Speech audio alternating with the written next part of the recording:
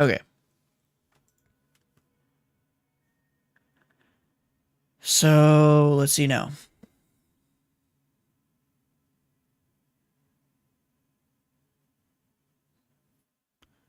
Okay, now it's only like 6 seconds. So I did change it to low latency, even though that's what it should have been on. I didn't put it on ultra low latency because it was telling me in YouTube that the quality of the stream gets worse as I change the latency to less latency. It says if you're not interacting with chat as much and you want a good quality stream, put it on normal latency, which is what it was on for whatever reason. But I don't remember ever changing that, so I don't know why it was on normal latency. Anyways, I have played on the world a little bit off stream, but on camera, I guess. I've been recording. Just because I wasn't going to be able to have a mic and everything, and so in creative, I did some testing again. I did testing with villager breeders and crop farms just to see like what's the most efficient. For whatever reason, I couldn't get the crop farm to actually work very well. Like, it worked, but there was an issue where villagers, I guess, don't harvest crops, or they don't, like, try to breed if there is no nighttime cycle. So, I couldn't. Anyways, let's go back to the hardcore world.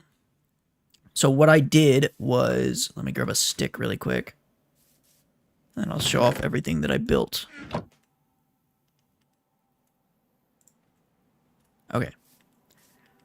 So, I really didn't do much. I know it probably looks like it because of this big thing here, but it wasn't that much work. Anyways, what I ended up building was a honey farm so that I could build this, and then I built this. That's really it. The copper did take quite a while to get, and then everything else I already pretty much had.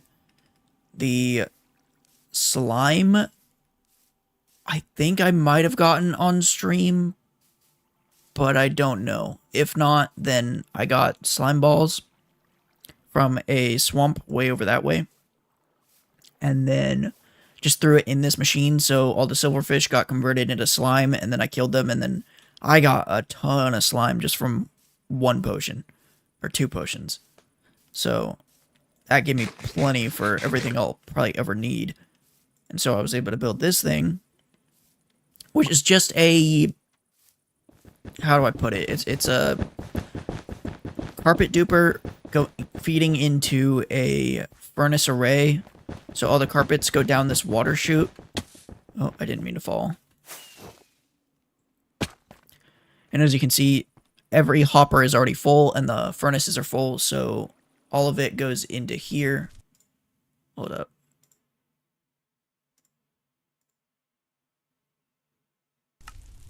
All of it goes into here, which is just being burned, so I'm not having a bunch of lag by a bunch of carpets just sitting here doing nothing. And so that's basically infinite fuel.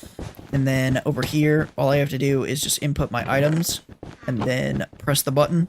It'll go across. Over here is how I can turn off this thing. And all this thing is that when it comes back, it hits this detector rail, which powers this line of repeaters, which is the exact timing to be able to repower this rail right here so that it pushes away.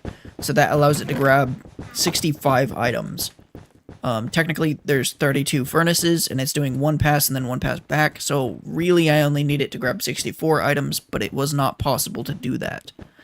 Because, I mean, maybe if I put an observer here and then put this on a lower tick delay, it would work, but the reason why it wasn't possible is because 1 tick does not equal 1 tick on a repeater. I think it's 2 ticks per repeater thing. So, like, people say that's 4 ticks, but in reality that's like 8 ticks or something like that. I'm not really sure. And since I'm 1 tick off, there was no way to do a single tick. The only thing I could do was 2 ticks. So it was either 63 items, which meant one furnace was only getting 1 item every pass, and so it wasn't utilizing the whole thing, or just make it take an extra item, which I figured taking an extra item is 1 tick of extra time. Like, it's not going to make a big difference. And so then that smelts 32 items every 10 seconds, pretty much.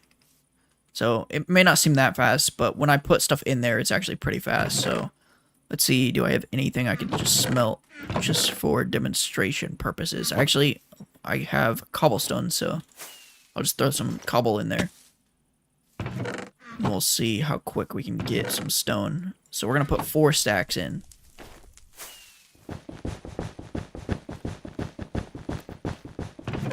So 4 stacks.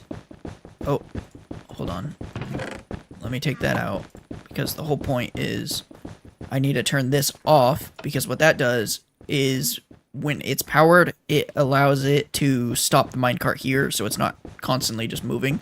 Because if it was constantly moving and I like left the farm or anything, it could get stuck in the middle, and then it might be a pain to try to push it all the way back over here without having to break it, and then it's going to go into the furnace. So I don't want to have to do that. So now I click this, and you'll see when it comes back, like, I could have just let it pick up all the items, but I wanted to show exactly how many it takes. So it takes 65, if I remember correctly. Yep, 65. So as it goes, it basically powers all these, and it comes back powering all, or giving them all an extra item. And because there's 32 furnaces, and it's doing basically 2 passes, that's why it needs 64 items. And so just like that, I should now have 16 and 16. It's already 32 smelted. So, and that's already 64 smelted. So just like that, we've already got a stack smelted, and now do that 3 more times and we have our 4 stacks. So really, it's pretty quick. If I go back up here, it should have already probably taken all of it. Yep. So I can turn this off, or actually, yeah, I can turn this off. And you can see there's only 3 items in there. So really, it's just 30 more seconds about, and then this will be done smelting 4 stacks of items. It's pretty fast. It's really nice having the carpet duper, because obviously we have unlimited carpets now, as well as unlimited fuel for the furnaces, so I could always expand this. Well, I actually can't expand this because the hopper minecart itself is too slow. But just like that, all of them are now done. So once these go in here, we'll see 64 in here, and then 64 in here. So just like that, we now have 4 stacks. So just in the time of like going around looking at it, we are able to smelt all the items pretty much, which is pretty good. And now we have tons of stone. So I don't know what I exactly want to do, because I wasn't necessarily planning on streaming today. I just figured I might as well stream for a little bit. And I haven't played on the world in a little while, so I don't remember exactly where I left off. I think I just, like, built that and then called it there. So, what I think I want to do is get a way to get,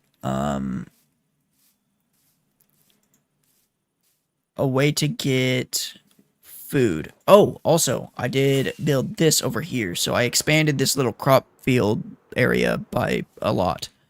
So there was only 1 patch of water, which meant a 80 block radius of crops, but it was all wheat. And then I was like, well, I want carrots, because like that's pretty much all I need. I don't need wheat.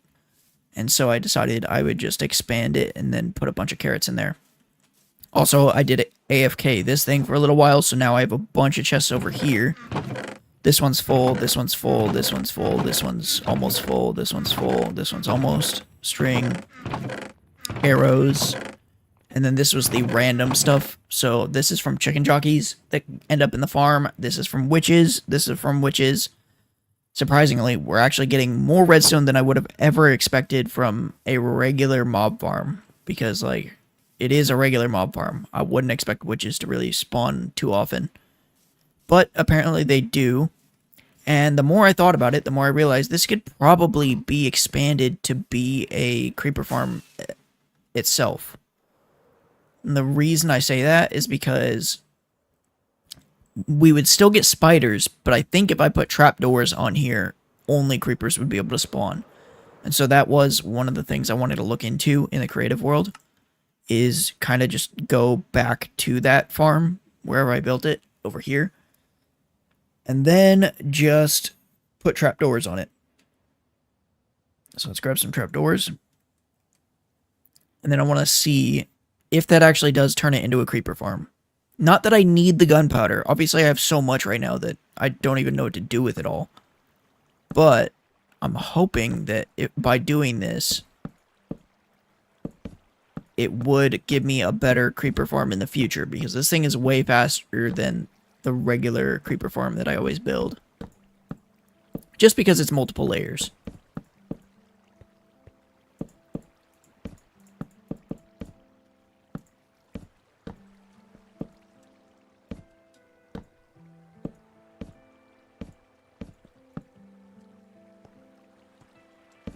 I wish I had like world edit or something, because this is going to take a little while.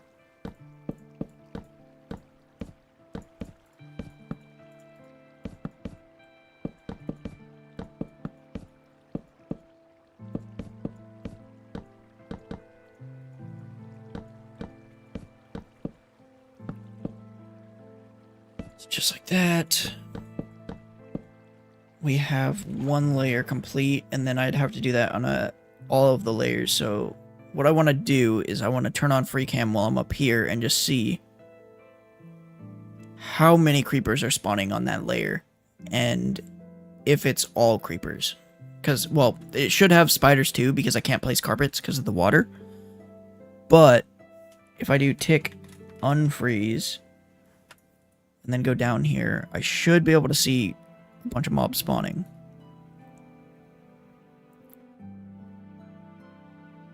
Oh, but that's going to allow a lot of spiders to spawn. I knew spiders would spawn, but I didn't think about the fact that there's going to be a lot more spiders than creepers. So is there a way to counteract that? Because, like, carpets aren't going to work.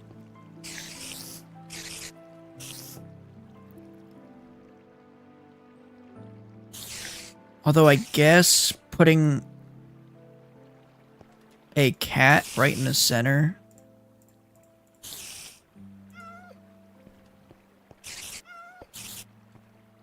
That doesn't work either, because the creepers don't get scared by it till it's farther out. Actually, I don't know why they're not getting scared at all. So if I take a cod,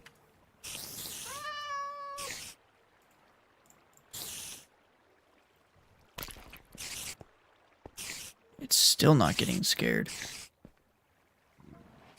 Why is it not scared of the cod, or of the cat?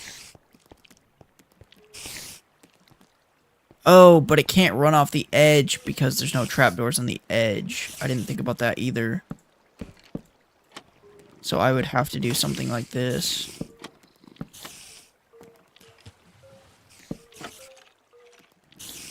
But then the mobs... No, they could still flow through that.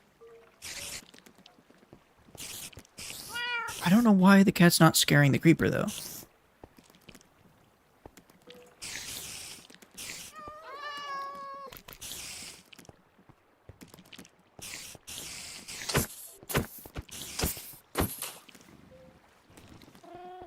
Yeah, very odd. So I guess that won't work. But as you can see, there's a ton of creepers anyways. Actually, more than that layer that I just experimented with. So it doesn't really matter. Like, I've got so much gunpowder to where I'm not going to really bother with it.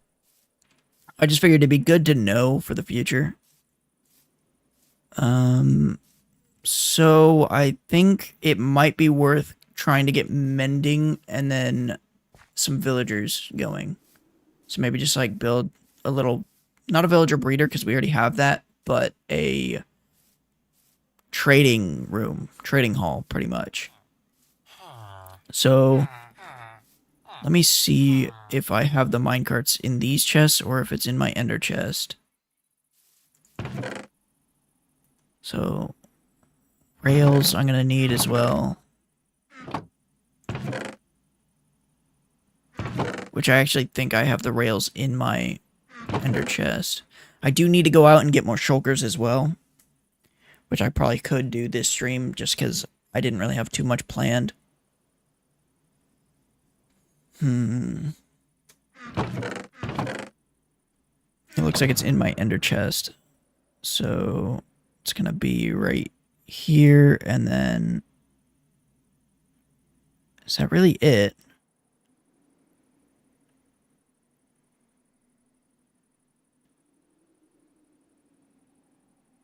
Oh, you know what? It's because I built the furnace thing. So that was all the rails I had, I think. So let me just craft some more. It's probably plenty. This should have fortune, right? Yep. So I think I'm going to want to do Fletcher's. Because that's going to get me the tripwire hook trade.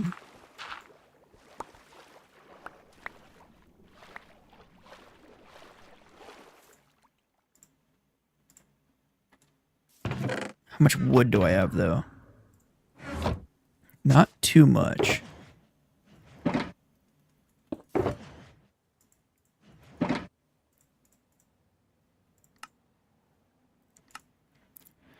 There's the fletching table.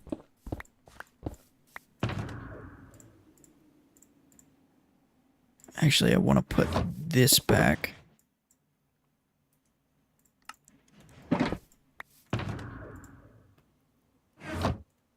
And then there. Okay, so now I can start working on that villager trading hall. I'm not exactly sure where I want it, but I think over here will be fine. It doesn't really matter. All that does matter is that I make sure... Oh, wait. I needed a minecart.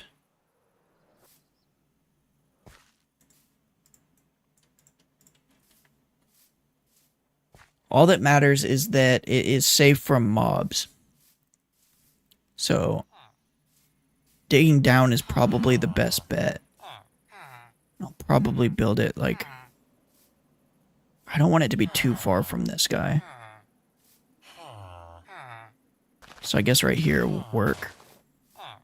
Probably do 5 across, even though I normally do 3, just because I found that when I do 3 across, having the... So basically, the villager would be like right here, if it was 3 across, and that meant that the jobs were right here, which was actually very annoying. Because then you only had 1 block to walk across.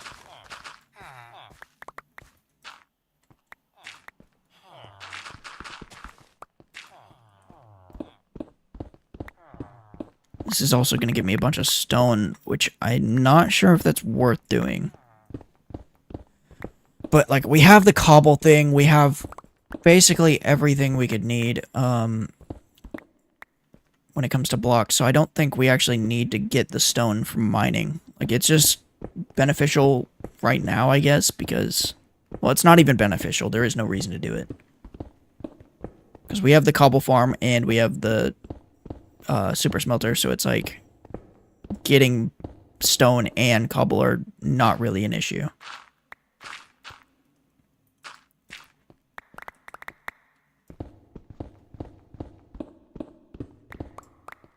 This will probably be far enough down.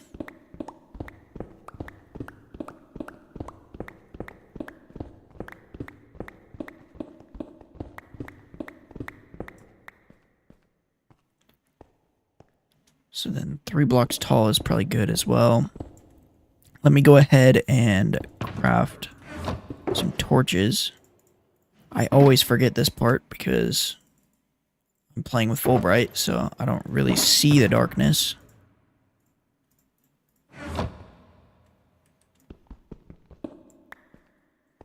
There.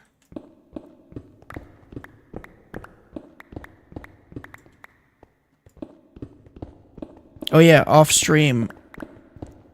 When I had to get the iron for the whole, like, for the hoppers and everything, the amount of iron that I ended up getting from just 3 veins was insane. I think I have a screenshot somewhere, if I can pull up pictures.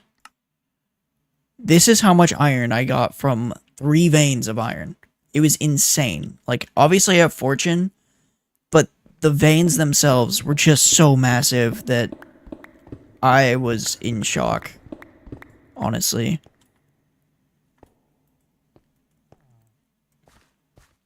Like, I've just never seen a vein that big. And it was the large veins, so I don't really know exactly what they're called. But they basically just kept going. Like, it's hard to describe what they looked like. But you know when you find, like, the raw ore block, and you know, like, there's a lot of iron near that patch? I've never dug into the tough blocks to see how much iron is actually there. I just mine what's on the surface. And that is why I ended up getting so much iron, is because I actually dug into the tough blocks just to see, like, how much iron is in here, because I actually needed a lot. And it just kept going. Like, it was just so much. So we'll start right here. So that'll be the first villager, then we'll do the second one here. Then we'll do every other block.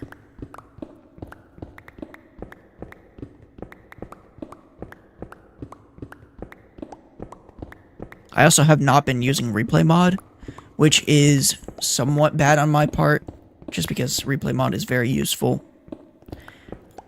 I just didn't turn it on, I guess. And then also, I've dealt with large files of replay mod, and then it got overwhelming to edit, so I was like, you know what, I'm only going to use replay mod if I really need it, but I think that might be the downfall of using it, because now I'm probably not going to use it. Like, I'll use it eventually, but I'm just going to keep forgetting to use it when I need it. So this guy is going to go here. Yo. Why are you like that? Why are you not getting a job?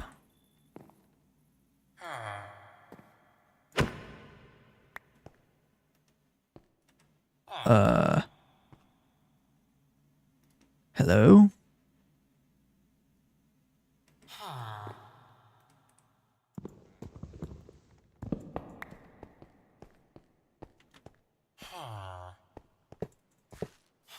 What?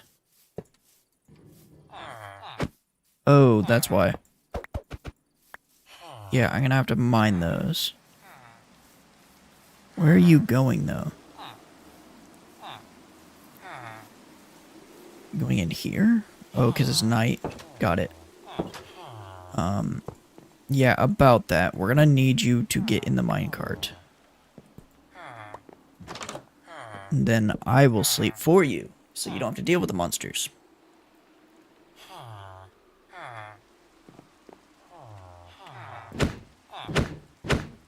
I want Minecraft to remove phantoms. Once they remove phantoms, I will stop sleeping in my hardcore worlds. Not even kidding. I don't like sleeping just because the day count gets, like, completely messed up.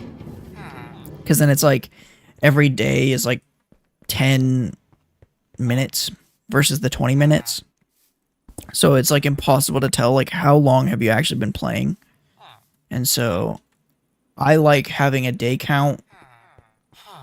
But what? Why are you still a leather worker? Are there more cauldrons somewhere?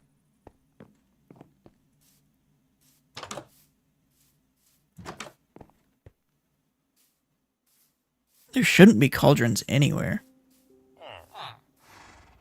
So I don't know what this guy's deal is.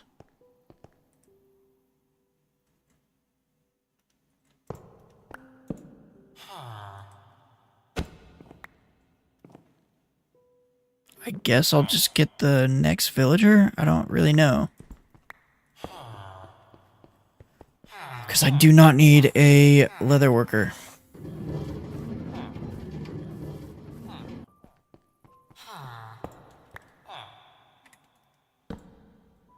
There we go. Okay, so I'm going to lock him in. And then we're going to break this. But the reason I'm not going to get more villagers than what we've just gotten right now is because I'm afraid this guy is not going to have the trap, or the, whatever it's called, trade. The trade that I need, the tripwire hook. And if he doesn't, then we kind of screwed ourselves by locking him, well, not locking him into anything, it's just like our whole thing would like just keep going down. Like all the way down here. Like we'd have all these guys. Wait a minute. Oh, you got it too. Good. And I don't want it to keep going because, like, obviously, I don't know if he's going to have the trade or not. So I'd rather just, like, get them to their max level, see if they have the trade. If not, kill them, and then get another villager right into their spot. And so we'll just, like, do that as we go. I might even want to leave this here. Just put it, like, not right there. Maybe right here. And I'll grab one of these for myself. Okay, so these guys need to be completely maxed out. I need to get some food. Luckily, we have some right here. I'll just grab that. And then... yeah, we just need to max these guys out. So what I'll do is go mine a bunch of wood.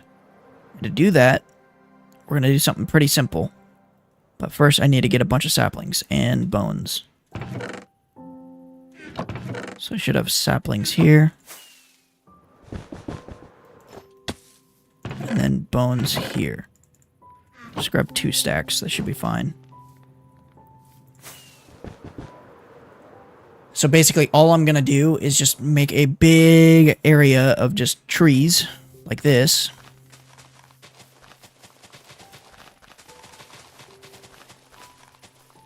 And then I'll go back and just bone meal all of them, and then we'll mine them all at once. So one big tree, basically. I don't think that's going to be enough bones.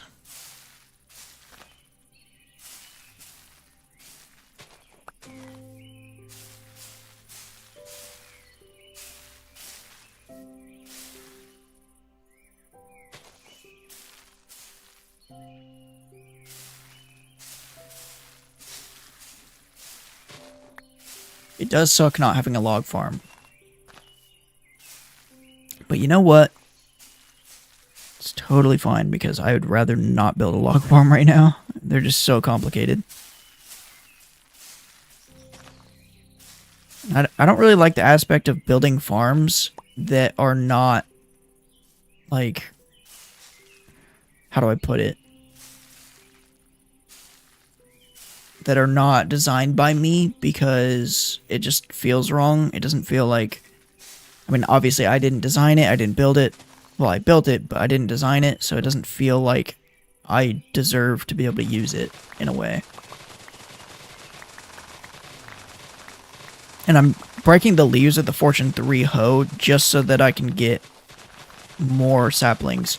Because obviously, the growing trees like this reduces the amount of saplings you're going to get because the leaves overlap. So, like, I should be able to get my saplings back just by mining this now. But if I didn't mine with the Fortune 3, chances are I would have been losing saplings. Which is fine. I had a stack. But I'd rather keep my sapling count higher. Like, every time I mine the trees.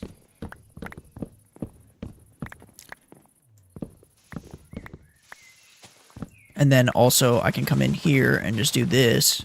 And that helps me get rid of these big trees.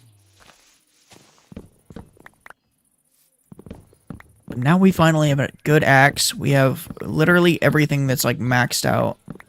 The only thing we're missing is mending, and I think that's it. Like sweeping edge we have. Yeah, it's just mending on this. And mending on the hoe, I think. I feel like there's something else I'm missing mending on. Possibly one of my armors? No.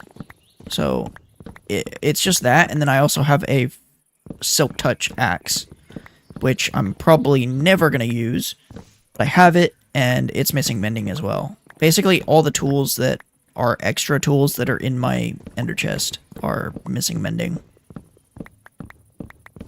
And I could just get mending. I think I have the emeralds to be able to do so. I just figured getting a villager breeder is going to be good because we'll be able to get golden carrots very easily by trading if we get a source of emeralds. Right now, we don't have a source. The only emeralds we have came from the outer end islands, and since we're not going back yet, and even if we do go back, we're just going back for shulkers, not for gear.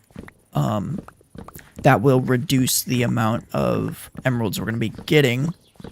And so right now we're pretty much at our peak emerald count. So as you can see, I started with like a stack of saplings, and obviously these trees are going to decay, and I'll probably get just barely over a stack again. And that is why I use the hoe.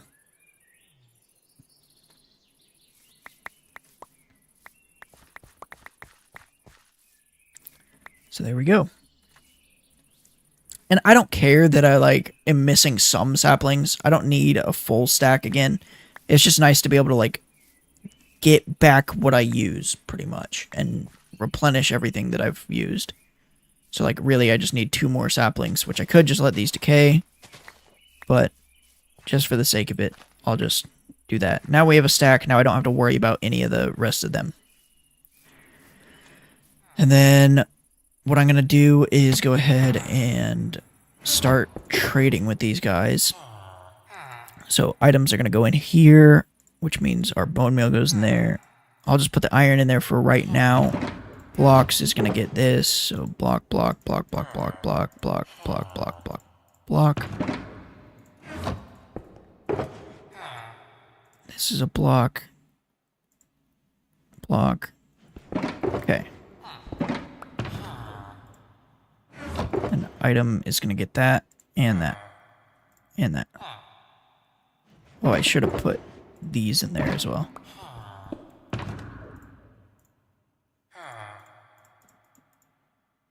Okay, and then all the dyes here are the missing shulkers that I'm going to put the dye that's in that slot on them. So, basically how it's color-coded is yellow is for items.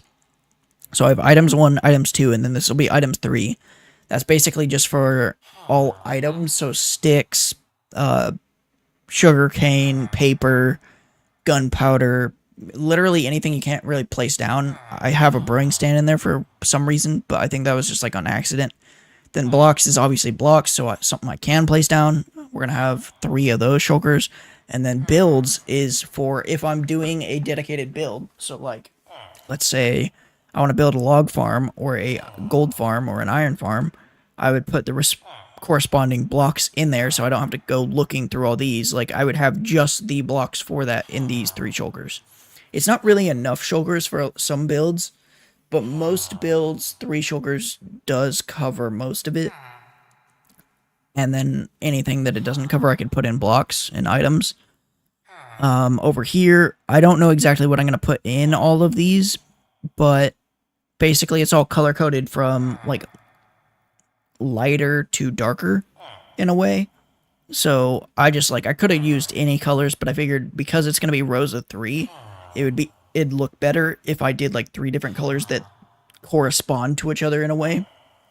So, like, we have green, and then green plus blue equals cyan, so these 2, like, make sense, and then the next one is blue.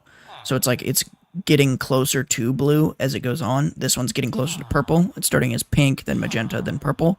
Then this one's getting closer to gray. Black just doesn't look good because black shulker box, it's hard. I don't remember exactly what the issue with it was. Maybe it was white that was the issue, but it's either black or white. It's very hard to, like, read something with it. I don't know exactly what it was. And, like, honestly, I'm kind of confused by it. But I think maybe the background color was the issue. I don't know. I thought that it was Oh, it might have been on Bedrock that I stopped doing black. Because on Bedrock, I was also dyeing the name of the shulker box by using that, like, character that, like, changes the text color. And black made it blend in with this, like, highlight. So when I hovered over it, it was like, wait, what goes in here again? Like, I knew it from memory, but it was just, like, kind of annoying. I don't know why I put all this away.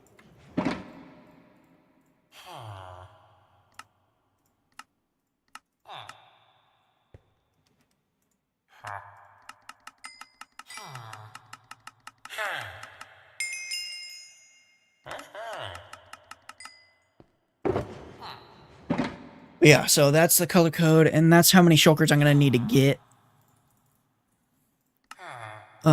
Recently they added this thing where if I press space, it like puts in the items from the last craft that you just did. So that's actually very nice and handy. So we got that.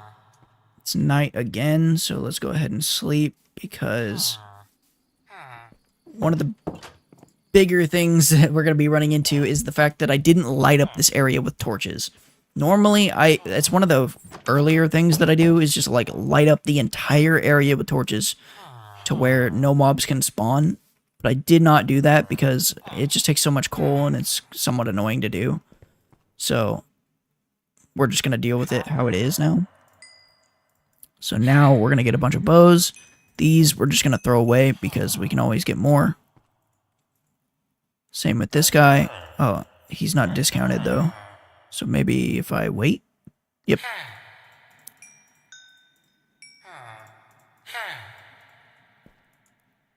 So now this guy has the crossbow because the farther we go on, the more XP these things basically do.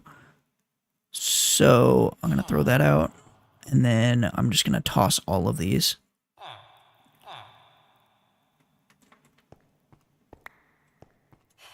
Because they are garbage. So there's that. And then, obviously, I just need to get more emeralds. So 4 more in here, and then I should have some in here. We're going to end up using all of them. Because it takes a lot of emeralds to get these guys fully maxed out. Only to find out that they don't have the trade, and then I have to get rid of them. The bow enchant... The enchanted bow that these guys trade is not very good. Yo, what's up? You were watching on the previous stream, I'm assuming? Yeah, the previous one I ended just to like reduce the latency. So it should be like more caught up in a way, so I should be able to respond a little quicker. But right now, I'm trying to get a tripwire hook villager, and that is the max level of trade, so it's going to be somewhat annoying to get them all the way there, and it's only a chance that they have it, so we'll see once we get there. Boom, boom, boom. This is all garbage.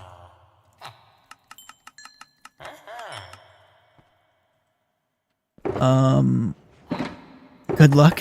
Yeah, I'm gonna need it because honestly, I don't know if these guys are gonna have it. A lot of the times it's like a 50-50 chance, and if they don't have it, then I have to kill them and I have to get new ones, which is gonna be somewhat annoying to have to do constantly.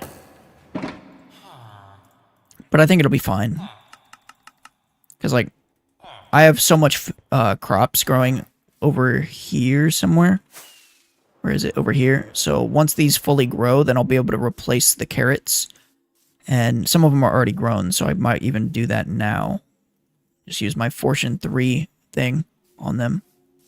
Don't want to break the crops, though. So I'm going to break 10 carrots, and we'll see how many carrots I actually get. 1, 2, 3, 4, 5, 6, 7, 8, 9, and 10. So that's 10 carrots that I just broke with Fortune 3. And I almost got a stack. It's kind of crazy what Fortune 3 does when you're harvesting crops. But that should be able to, like, fill in this whole field once I harvest these. And then any extras I will be able to give to the villagers so that they breed even more. because they haven't been breeding in a while, and so it'd be nice to get some babies already growing up.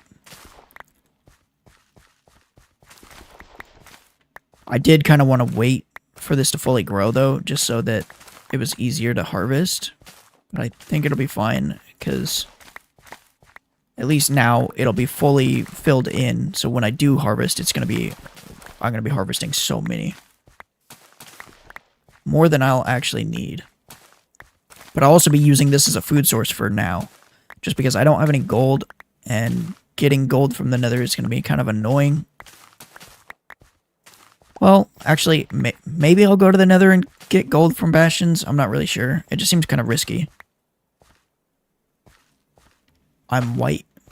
Yeah, I know that. It's pretty easy to tell because the profile picture is still just white. If you change the profile picture, I'll be honest, I probably wouldn't know without you telling me. But yeah, the profile picture is a giveaway. Also, I did see your message on Discord. I was just too tired to, like, respond. I don't remember what you said, though.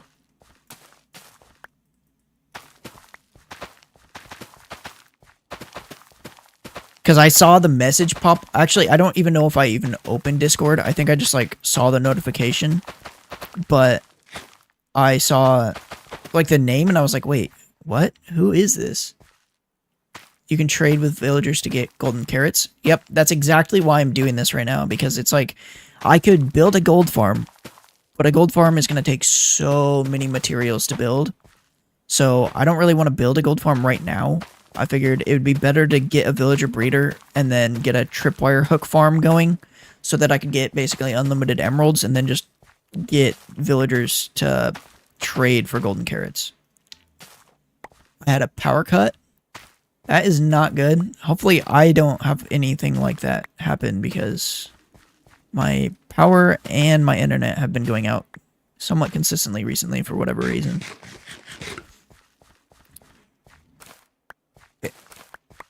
A new guy? You know, the thing is that he's actually the probably oldest. Yeah, I was going to say, I wouldn't say he's new. He's new to this channel, in a way. I mean, he's been on most streams. But if you look on my other channel, he's been around probably longer than anyone else.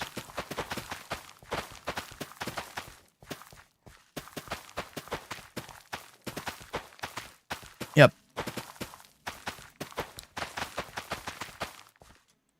But I mean, I guess we can call him new for now. But I guess everyone's kind of new, because this channel is not very old. Yeah, it's probably the only person that'll show up from the old channel, because everyone else is like... I don't really know. Everyone else watches for the scripting tutorials, so... I'm obviously not posting scripting tutorials here. And... the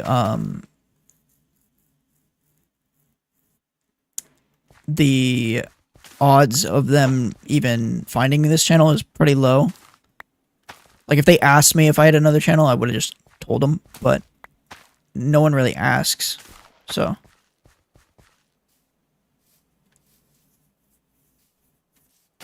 Oh, crap. I did not mean to break that. Okay, so we have a ton of carrots now, so I'm going to go ahead and throw these to that guy. Whoa! You can trade hay bales for emeralds now? Wow, that's a good pickaxe. Like, obviously it's not anything I would need. But from a wandering trader, like, imagine if you're doing, like, a skyblock or a void world.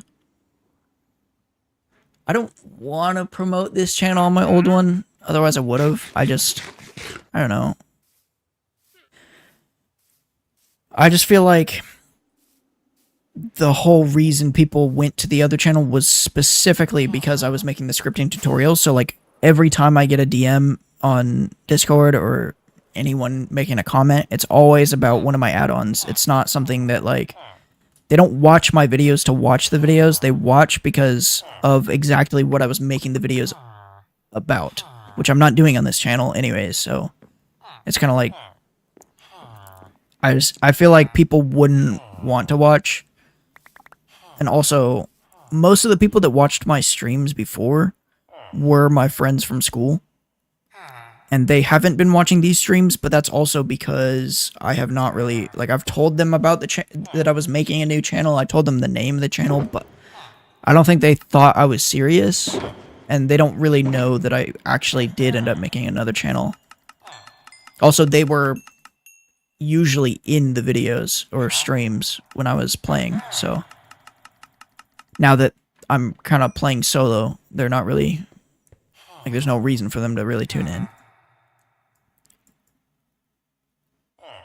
Also, most of them have a different schedule than me when it comes to work, so they're going to be working when I'm streaming, and then I'm going to be working when they're home, so it doesn't really work out.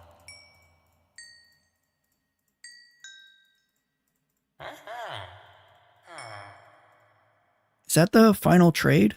I feel like that is.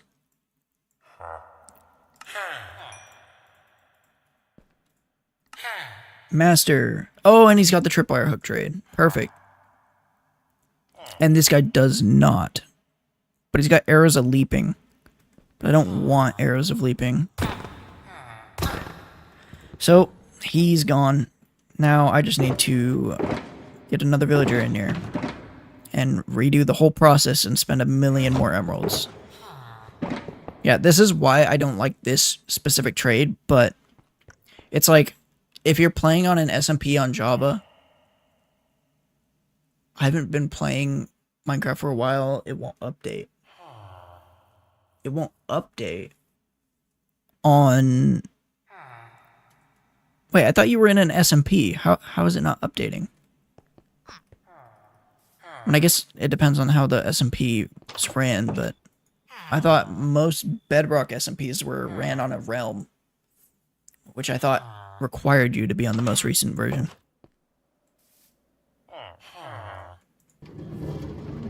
But eventually I do want to get in an SMP, and then maybe I'll, like, promote that content from my other channel. I just, like, I don't know.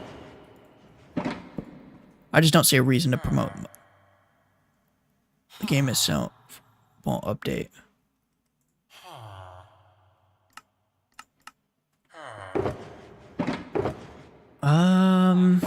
Like it's just having an issue updating or something?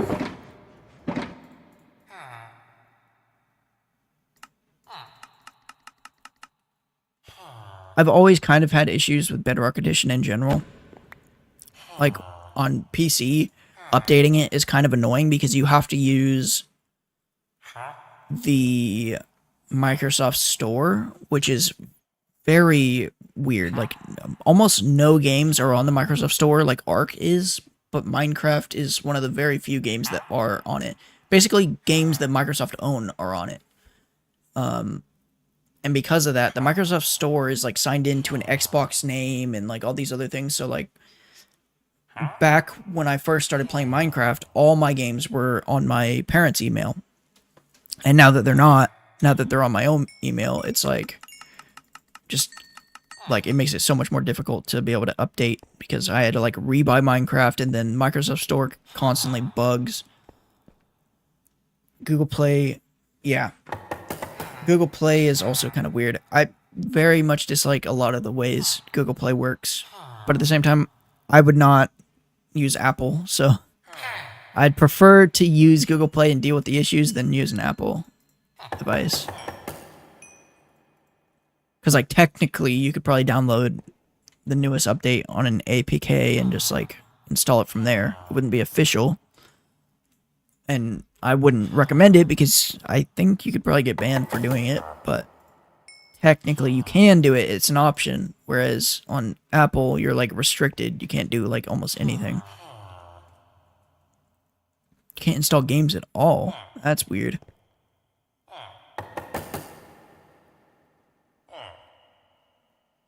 I wonder if it's just like a cache issue with the Google Play app. Like, if you went into your settings and reset the cache for Google Play, you'd have to, like, re-sign into all your accounts on Google Play. So I'd, like, keep track of what's signed in already. But it might be worth looking into. Ooh, string for emeralds. Okay, so the thing is, the whole tripwire hook farm used to be a string duper. Now it's a tripwire hook duper. And the reason for that is because they actually patched the string part. So what you used to be able to do is take string, place it down like this, and take a... I thought deleting an app removes its subscription, but I found out the hard way 1 month later. Ooh. Yeah, no, you have to go into the... on Google Play... Here, let me check. There should be, like, if you click on your account and go to... manage absence, no. Oh, payments and subscriptions. Then you'll see all your subscriptions for that account. I ran into the issue with the fact that the Google Play Store itself, how do I put it? If you have a subscription, it's on the account that you subscribe to for. And since most of my games are on a really old email, I couldn't figure out where I was getting charged from. I was like, what account am I getting charged from? And I couldn't cancel this subscription for a long time until I found out that it was on an old email. But the new glitch, oh yeah, I forgot to show. So if I go like this and I were to shear this right here, it used to be in the game, like it's something that's been in the game since tripwire hooks. If you shear a tripwire hook string, it disarms the tripwire hook to where it just doesn't activate for some weird reason. And it puts it in a weird state, like the string, to where it looks weird too. But it was causing issues to where if you broke the string with water, at the same time it like activated, when it was disarmed, it would like break, but it would still be there. So it'd keep just breaking, but you'd get the string back. And so it was like a string duper using tripwire hooks. Whereas they removed that, and now you can't disarm them and you can't do the string duper, but you can still build the tripwire hook farm, which basically you put like a tripwire hook on a door, and then redstone signal opens the door and it breaks the tripwire hook, but it thinks it's not broken because it's opening so quick. So the tripwire hook breaks off and then you get a bunch of tripwire hooks. And that's what I'm going to be using for emeralds. It's still, like, it's fast, but it's not like, I don't know how to describe it. Like, I could have 30 of the, I have to have like 30 different villagers for it to actually be efficient, because if I don't, then I'm constantly just like only getting like 6 emeralds per villager and then having to wait a full Minecraft day before they could trade again. So that's the downside of it, is that you have to have so many villagers for it to even be useful. But it's fine because I don't know, it's a dupe glitch in itself. So I know a lot about dupe glitches when it comes to glitches that are used a lot. When it comes to glitches that are like let's say a block duplication where I'm like duplicating diamonds or something, I don't know anything about that because I don't use any duplication glitches outside of the ones that are normal and utilized in SMPs on Java. Like this tripwire hook dupe thing is used in almost every SMP, and it's allowed. For Java Edition at least. And then also, oh, in Bedrock? I don't know anything about Bedrock. I used to know a lot of duplication glitches. Like there used to be one with furnaces. I don't remember how you did it. Actually, there used to be one with hoppers. You used to like be able to put a hopper into a chest and it would like just duplicate. But this was a long time ago, and I used to use it until I got caught on a realm. And then ever since that day, they threatened me with banning me, and I was like, this is all my school friends on this realm. And there's so many other people glitching on here too, that like I don't want to call them out because I don't want to be a snitch. But like, I'm not the only one doing this dupe glitch.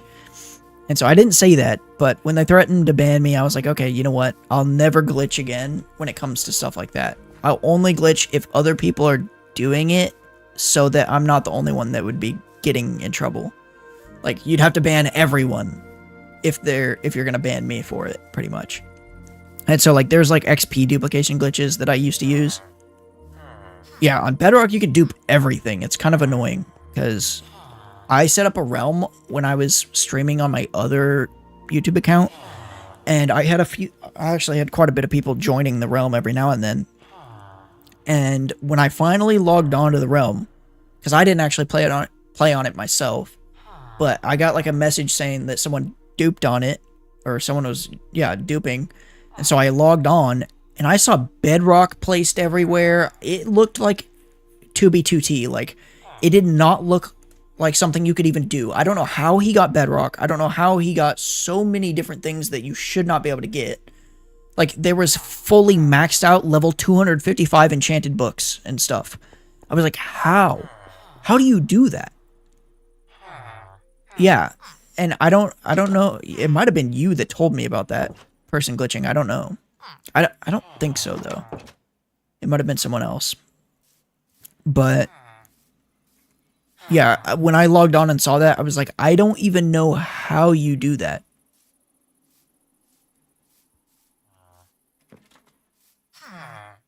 Like, how do you get bedrock? Like, that's something you, like, on Java, you'd have to go to, like, a super old version where bedrock was, like, obtainable. But in these newer versions, you can't do that, so I don't understand it at all. It makes no sense to me. Oh my gosh, this guy also is bad. And now you see why I don't consider the tripwire hook duping cheating. Because I have to go through so many villagers just to get the trade. And then I have to get 30 of the villagers just to make it worth it. So it's like, overall, it's just like, probably not worth it. It's probably better to just like, I think clerics can trade iron for emeralds. So maybe it'd be better to build like an iron farm. But, I don't know. I don't want to build an iron farm right now. I'll just do this.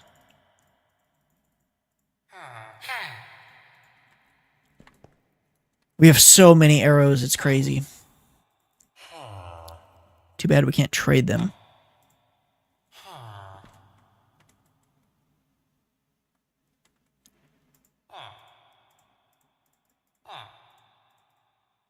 But eventually I'd make a Minecraft server. I could. I just don't, I don't know. I don't see the point in it, really, because like I've tried making Minecraft servers that are like Bedrock and Java cross-platform so that I could play with the people that were joining, but it makes the server super laggy when you add cross-platform.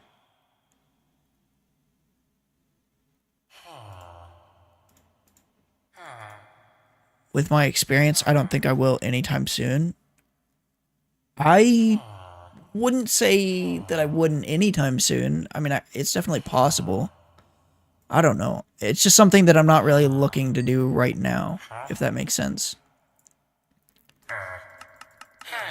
And mostly just because of the, like, because I would want to, I don't want to set up a server or a realm like I did before where I'm not playing on it.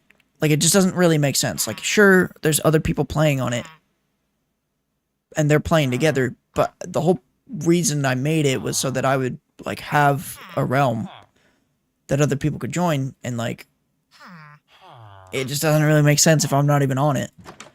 And so, the only way to, like, fix that issue is by, because almost everyone that's going to join is going to be on Bedrock. So the only way to really fix it is by either playing Bedrock, which I really don't know how to do that, or by playing on Java on a cross-platform server, which just is super laggy because it's using Geyser.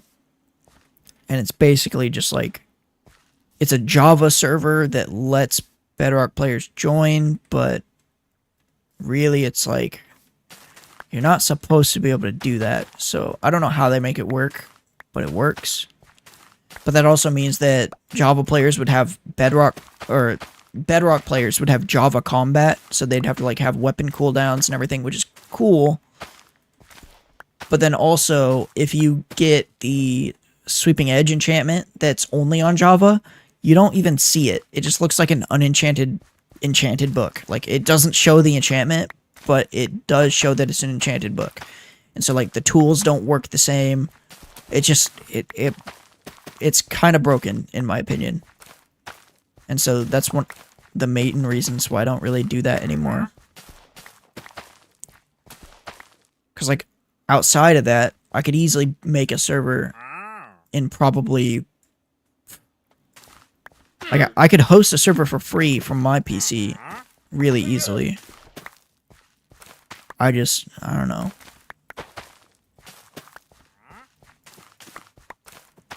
It might be something worth doing. I'm just not sure. I think once I start posting like shorts and videos again, maybe it'll be worth doing.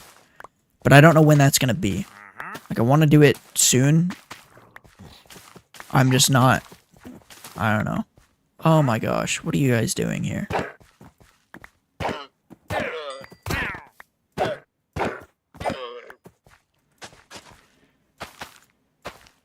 Because like I definitely do need to start posting shorts.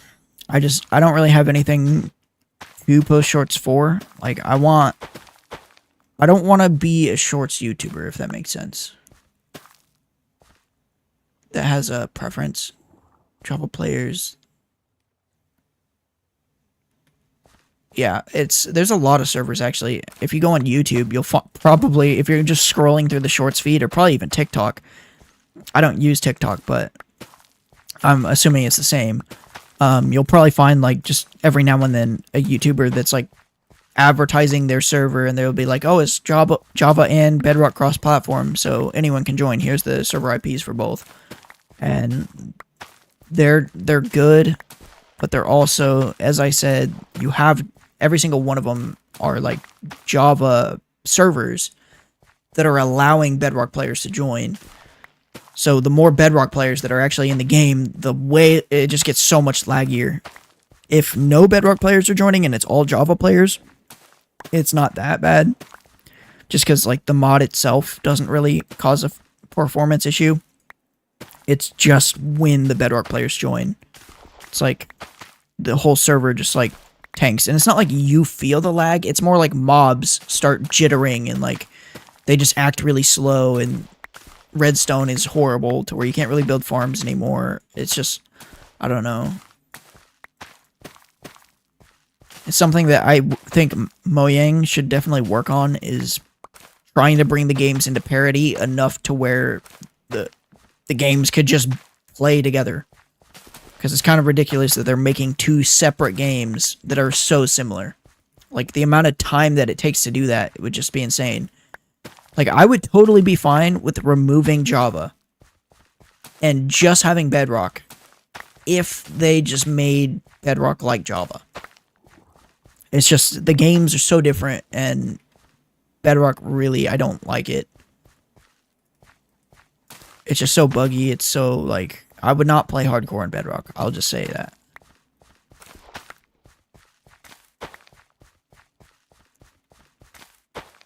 And I wouldn't even say because it's harder. If it was harder, like they kept the aspects of it being harder, but just made it not buggy, I would play it.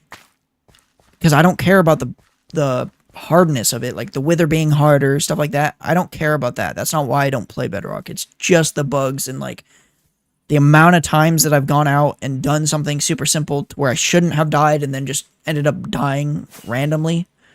I don't like that. Whereas that's never happened to me on Java. Well, okay, it's happened one time on Java, and that was recently. And the reason it happened, I think, is because I was playing on a realm. If I was playing on an actual server, it probably wouldn't have happened. It's like saying remove tea from this cup and fill it back. I don't think so. I feel like it's more like saying you made two games that are supposed to be the same game, but then you started experimenting with one of them. Just stop experimenting and just experiment on one of them and just make them the same game.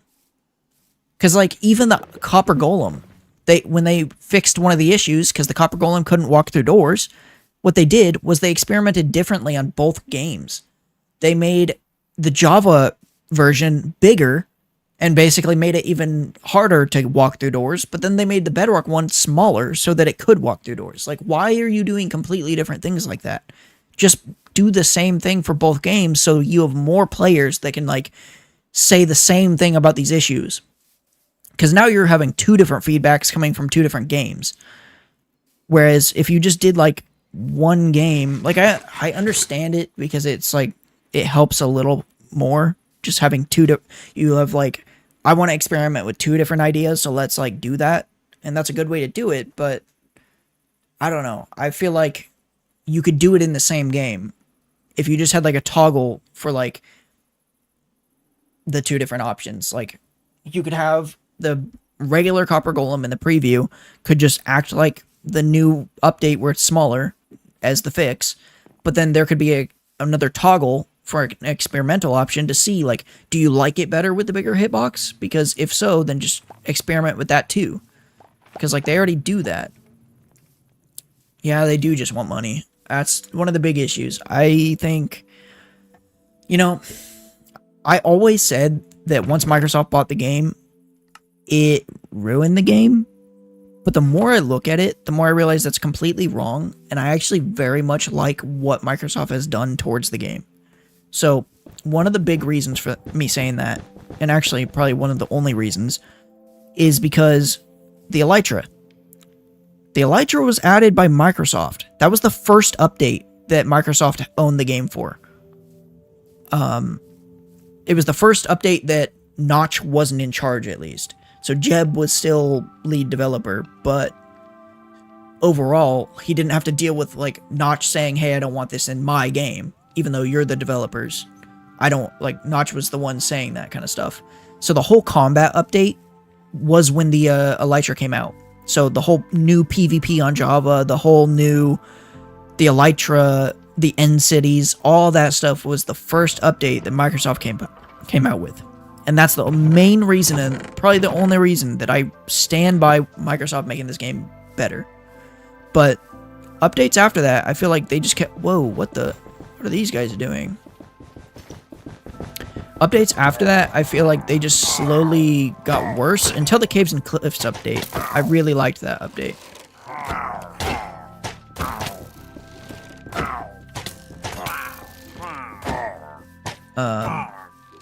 Trying to think, what other updates were there? I know there's other updates they've came out with that I really liked, but the whole Phantom thing, that one was horrible. The Nether update, okay, I'm indifferent on that one, even though I probably shouldn't be, because I do love the whole Bastions and everything. I dislike the fact that they made the Bastions harder. So the original Nether update is the one that is 1.16. And if you look at the speedrun statistics and everything, like the version that everyone speedruns is 1.16.1. And that's because they made the trades super easy in a way. Like they made Ender Pearls way higher of a chance. They made basically just everything just easier for speedrunning. And then the next update, they reverted it and made it even harder than ever.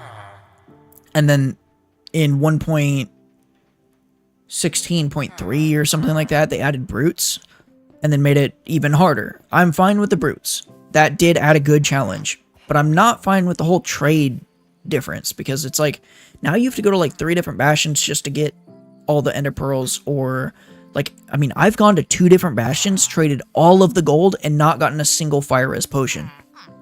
To where that's the only thing you actually need from trading. It's like, I don't need to go out and go get the pearls, because I can just go to a Warp Forest. But when it comes to the Fire Res, that's the only reason I'm going to the Bastion. Like, well, that's not the only reason, but that's the main reason I'm going there. So I do love the Nether update. But another reason why I'd say I'm indifferent on it is because I'm kind of anti-end update.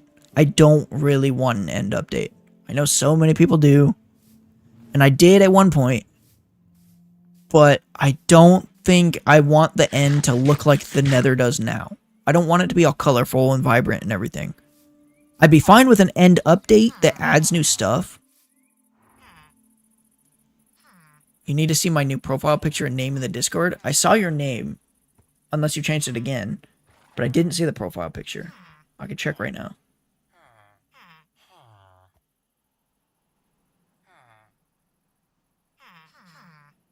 Yeah. Marshall? That's your name? But yeah, take this cup, split it into 2 cups, put tea leaves in one, and put the other one in a big cup.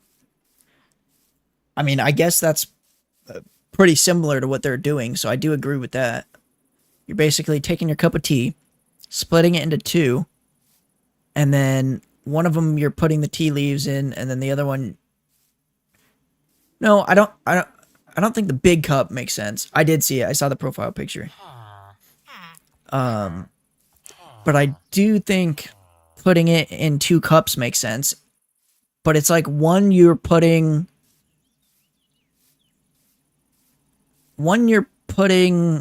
green tea, and the other one you're putting like black tea when they're asking for brown tea. Everyone's asking for the brown tea, but they're basically making one batch of the boiling water. My reaction to the profile picture? I'll be honest, I don't know who that is. I don't. My phone's on very dark right now because it's about to die, so it's hard to see, but I'm assuming that's the name. Marshall Wermott. Marshall. I'm gonna look this up. I don't know who this is. Yeah, at first I saw World War II Germany. At first I saw the name when you sent me something, I think yesterday, and I was like, I don't know who that is. And then I saw I Am White, and I was like, oh, I know who that is. 7th Panzer Army. Dude, what is up with these mobs? This is insane.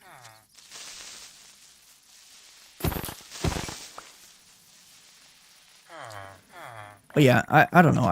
I disagree with the way they're running Minecraft, but at the same time, I don't want an end update. Everyone wants it to where I wouldn't be surprised if the next update is an end update. It's like they've done everything they can to avoid doing an end update. They've said that they're not going to do an end update multiple times, basically saying, well, they didn't say that. They said that they're going to do an end update, but only after they update the Nether and like update the overworld multiple times first, because they needed to fully like fix the things that have already been added before they start adding new stuff. And I understand and agree with that. But at the same time, I feel like with the whole backlash of everyone wanting an end update, I feel like it's going to be in the next update, and I'm kind of afraid of what it's going to look like.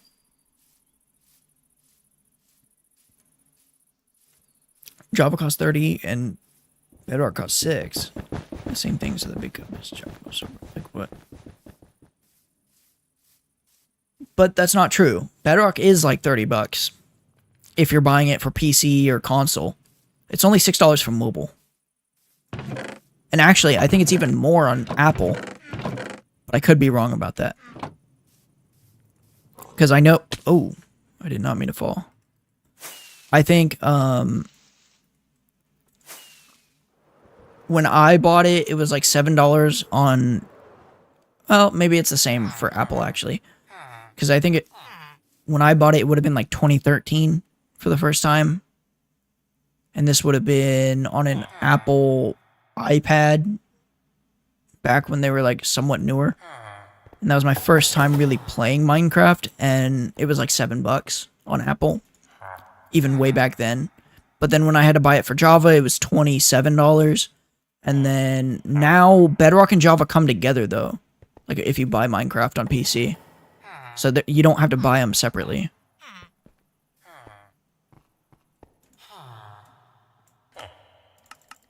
And on console, when I had to buy Bedrock Edition the first time, I think it was on an Xbox One or a 360.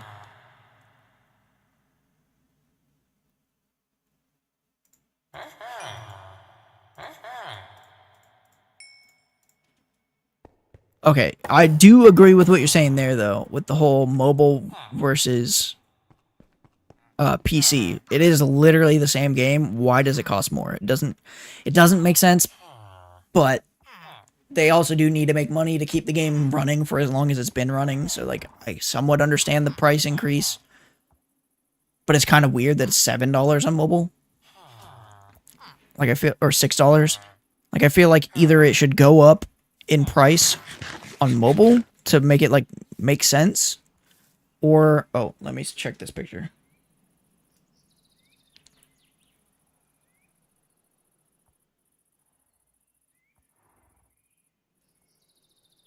What is that on his shoulder? I can't tell if that's like it. The picture, it looks like a gun, but I can't tell if it's a gun or if it's a trumpet.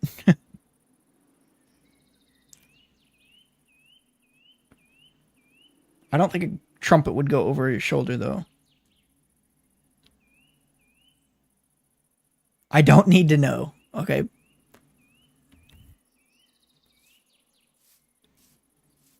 Okay, well, when I say go up, I don't mean go up to $30 like the base game.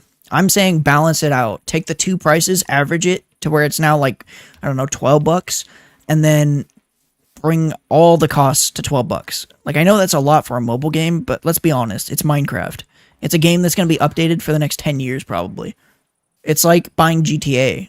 It's like, I wouldn't recommend buying GTA, but imagine buying GTA with a lifelong support that it's had for $12. Like, that's not bad, even if it's for mobile.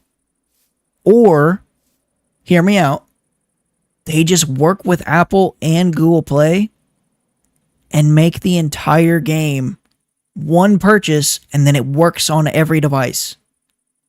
So you only have to buy it for PC or whatever, and then that account can just be downloaded like on phones and stuff. Like, there's no reason to have a completely different listing for the game.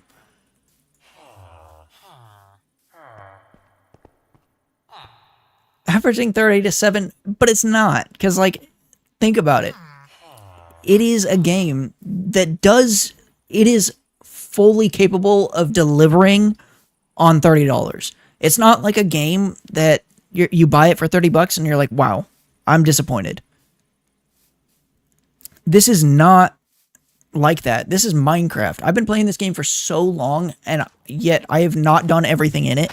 I have not, like, they're constantly adding new stuff. I still have a Happy Gas thing in this chest over here that I have not even tried to use, so I've never used a Happy Gas. I've never seen all the new music discs.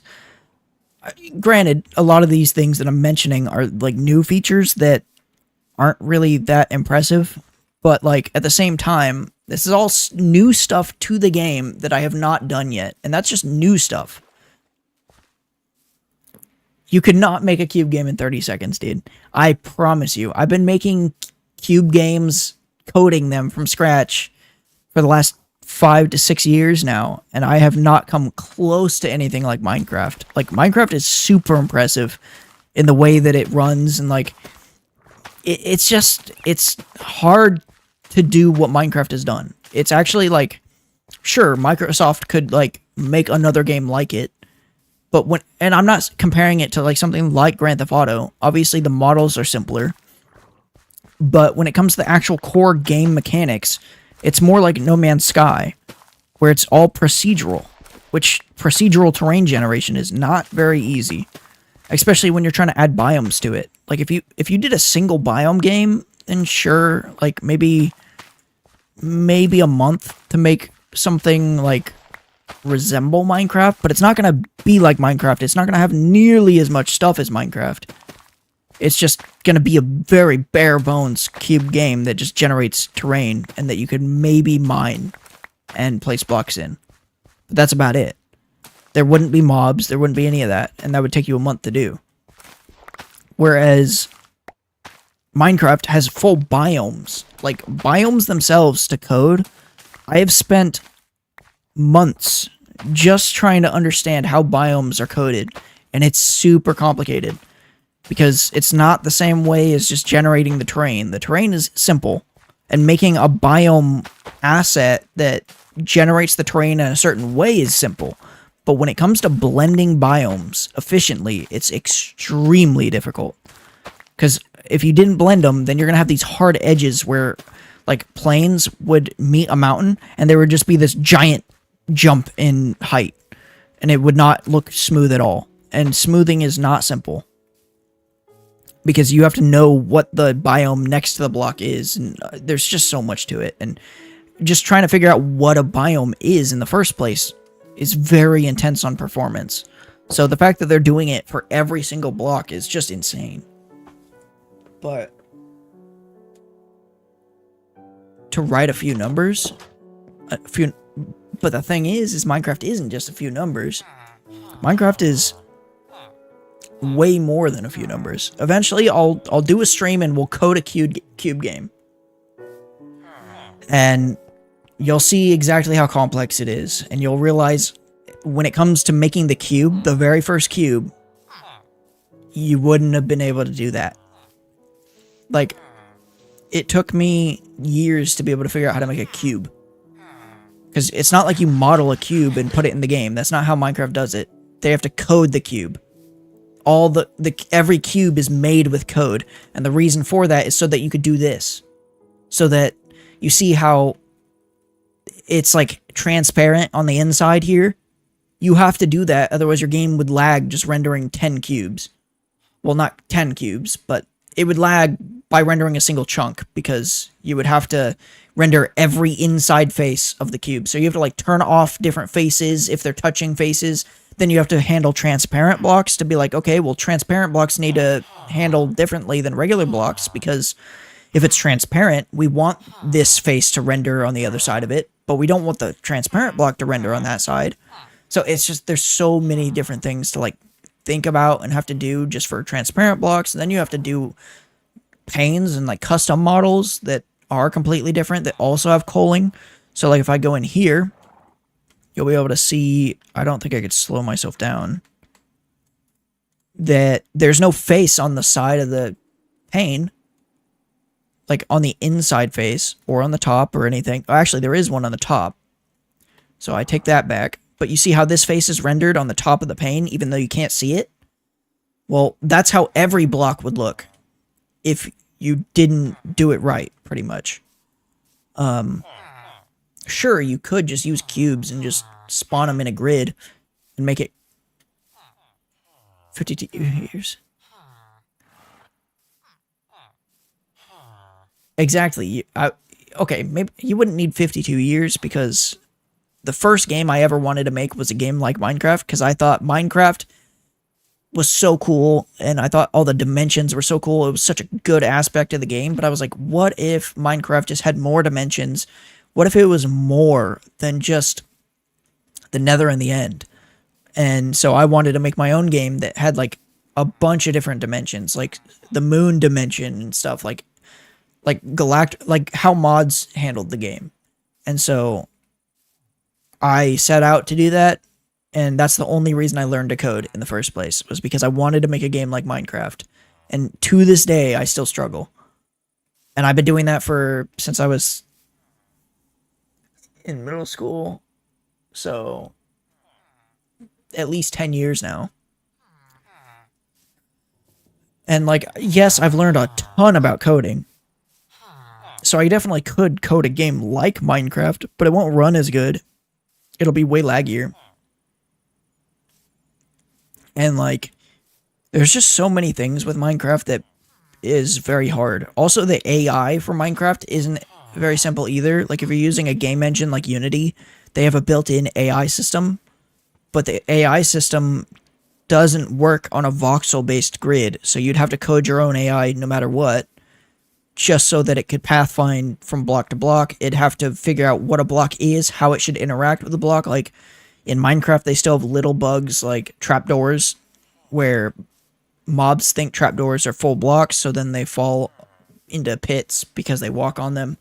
Stuff like that is like still left in the game, but that's mostly because so many farms rely on that aspect. So Minecraft left it in on purpose. It's more like they could have easily fixed that. But there's a lot of little bugs in Java that aren't really bugs anymore. Like the TNT duper that I have over here it's technically a bug, but it's using mechanics that Minecraft has not wanted to remove, because almost every farm design on Java requires this mechanic. and they would break almost every farm on Java Edition by removing this, to where it's almost a unintentional feature at this point. So when I turn this on, you'll see it duplicates the single TNT and it drops it, and it keeps just duplicating it. And it's little glitches like this that are allowed in SMPs on Java. But if you were playing an SMP on Java, they're not going to allow a dupe glitch that's going to, like, duplicate diamonds or something like that. Like, that's OP, that's completely different in a way. Like, this only duplicates TNT. That's the only thing. This right here only duplicates carpets. So that's the only thing. Like, carpets, what else are you going to use them for? So it's not really, like, OP in a way. And then, what else? Oh, I don't have the tripwire hook farm, but the tripwire hook farm is definitely going to get removed. So that's one of those things that, like, SMPs use it, but it is a feature that doesn't break a bunch of farms, so they're not going to remove it. The carpet duper is a little different because this is, like, it's not required for almost any farm, so they could remove it, but it's relying on quasi connectivity, and that's like the Java redstone bug that's been in the game since redstone has first been around, pretty much, where blocks get updated very strangely. So, like, if I were to take I need to grab redstone, but if I were to take redstone and power a block of air, that air block gets powered pretty much. It's kind of weird how you do it, but let me grab this, and then I need one stick, which I don't think I have. Yeah, I don't have a stick. Let's grab this. And then I need to make a lever.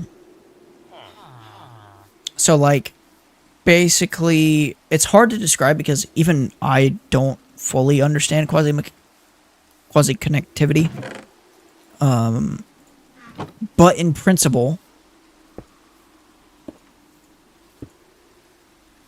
if I power this and power like that, this block right here, like if I had a piston right here, it would probably get powered. I don't know if I have an extra piston.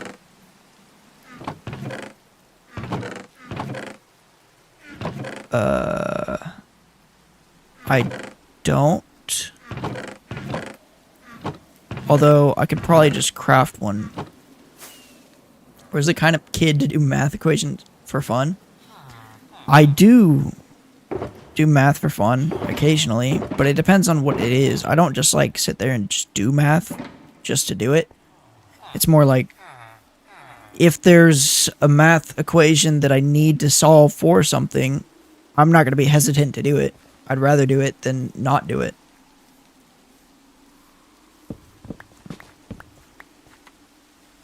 Like, I love math, but it's not to the point where I'm going to sit there and just solve problems all day long.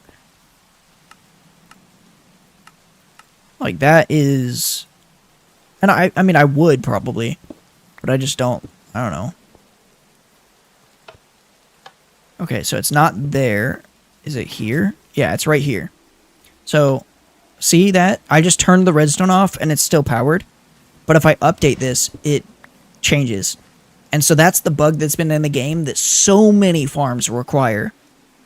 And they haven't fixed it because so many farms require it. But, like, see, now it's powered, but it's not doing anything. If I place a block, now it's going to activate.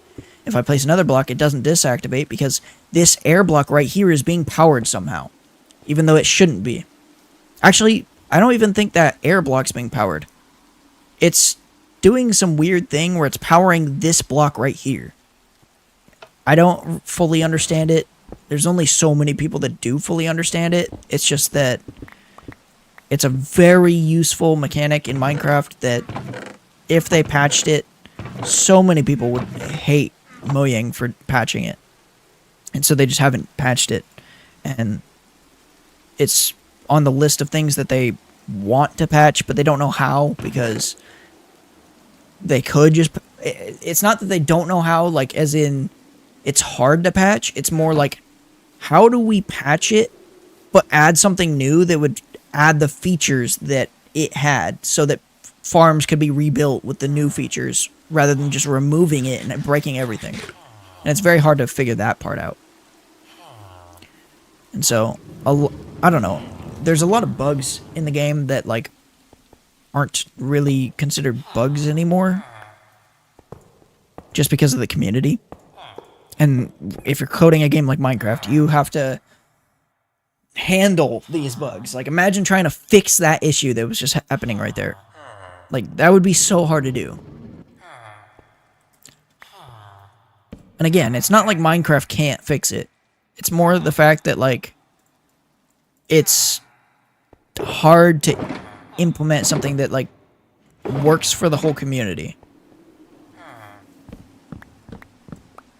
Oop, I didn't mean to break that stair. Eventually, I'm gonna tear down this entire village. Because I don't want a village here, I just want the villagers. I don't really like the look of villages. But, what was I saying before? Oh yeah, the end update. So, what is your opinion on an end update? Because so many people want it. But I'm curious what other people have to say about it. Because I've already said what I think. I think it shouldn't be colorful if they're going to do it. Like, sure, add maybe a couple new mobs, add a couple new structures. Maybe add, like, more ways to get, like, maybe teleporters where you could, like, get a new ore that's out in the end islands and then craft, like, a teleporter with it. But I don't want it to look all colorful like the Nether. We need it.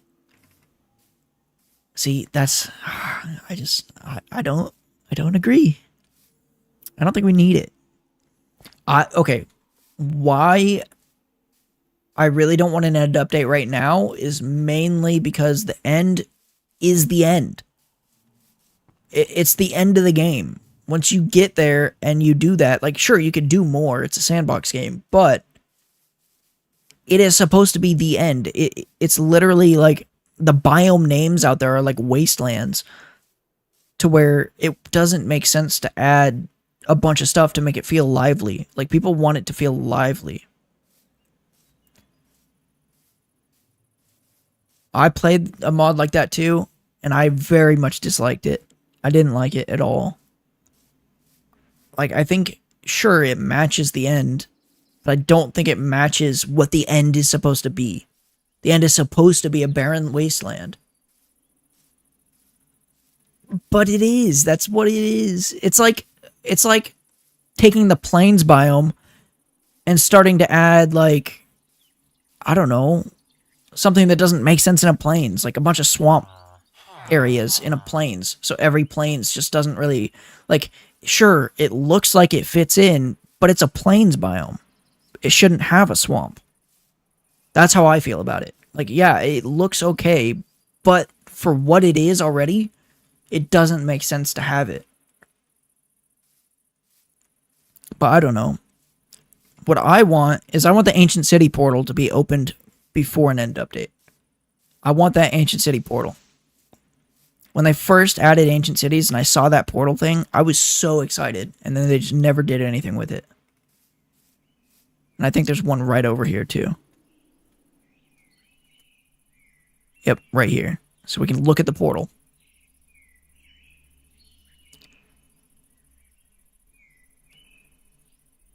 I think it could look cool without being all colorful, though.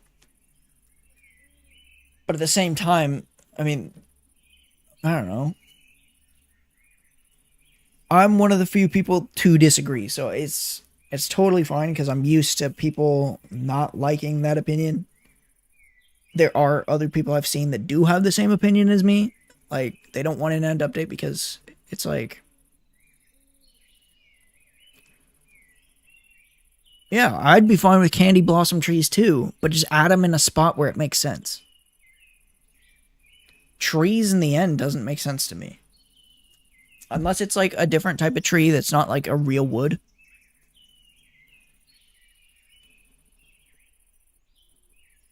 I don't play GAG. by the way? What is gag?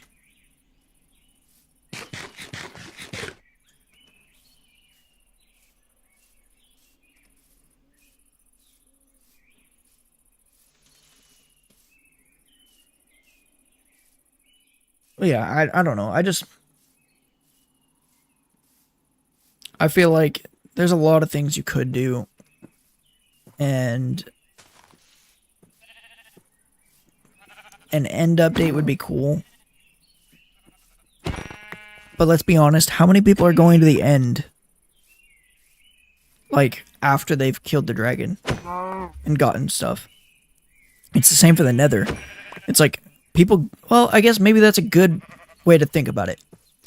I still go to the nether after I've killed the dragon and everything because I need gold.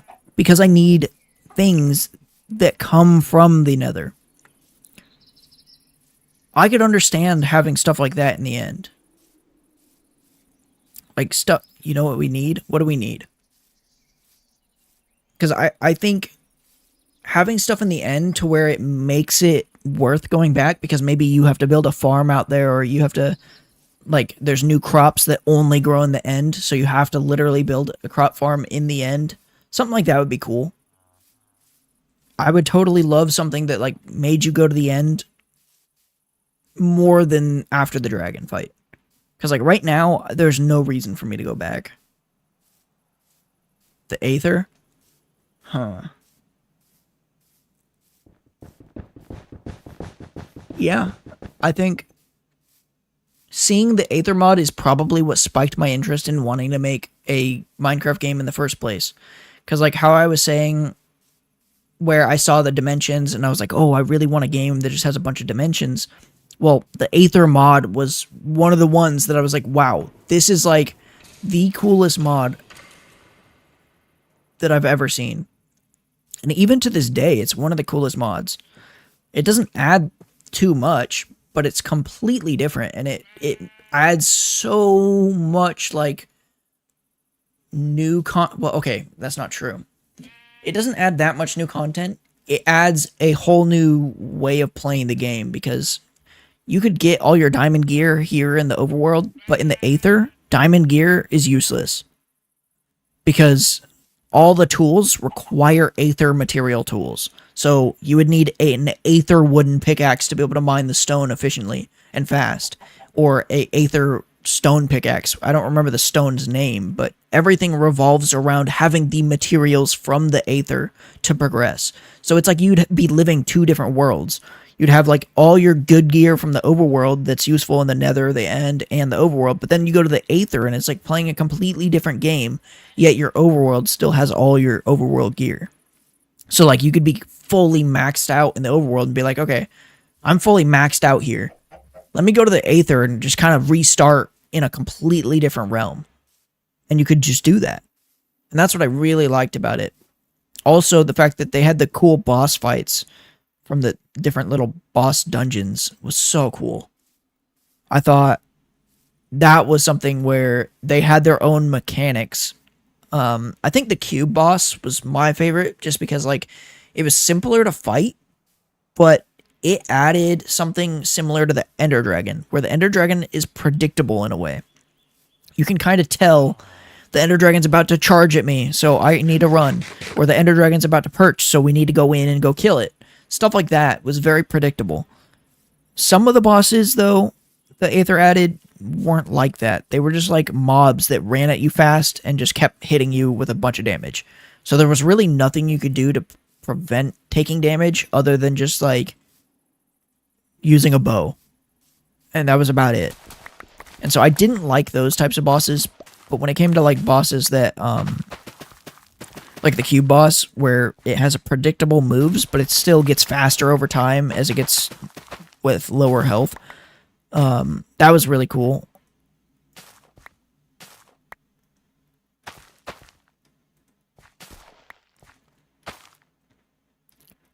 Yeah, I don't really know what the end is supposed to be.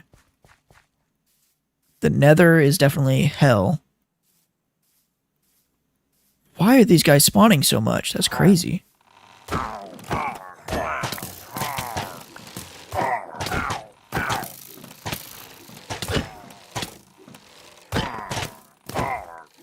Because, like, the end is literally just called the end. It doesn't have, like, a different biome name. But if I go in the nether, the biome name for the nether, or the dimension name, is hell. Or something like that. Actually, I might be wrong about that. It might be a biome name.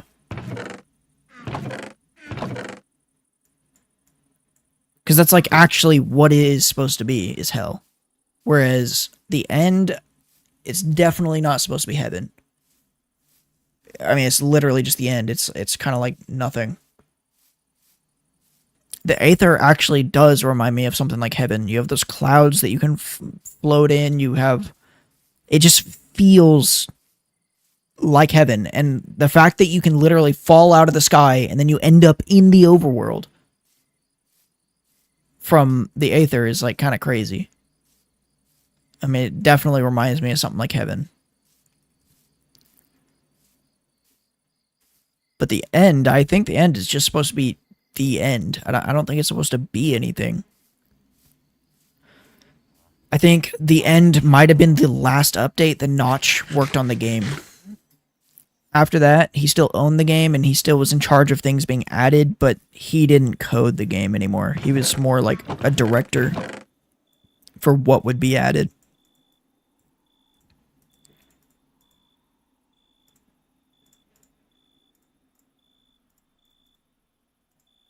And so I don't think he really cared too much. I think he just wanted a boss fight of some sort. And so he was like, on version 1.0, we're going to add a dragon. He didn't know how to add it, but he was just like, you know what? We're going to make another whole new dimension. And we're going to add a dragon. It doesn't have to make sense. Everything else in the game somewhat makes sense, but this one, not going to do it. So I need more string. Although I just put all my string away.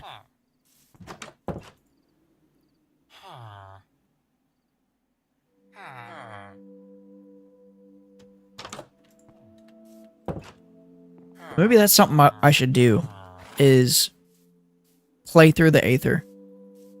Like, start another, like, stream series, kind of. Like, right now I'm doing the hardcore thing, but, like, every now and then just switch and go on to, like, an Aether mod pack, where it's basically just the Aether.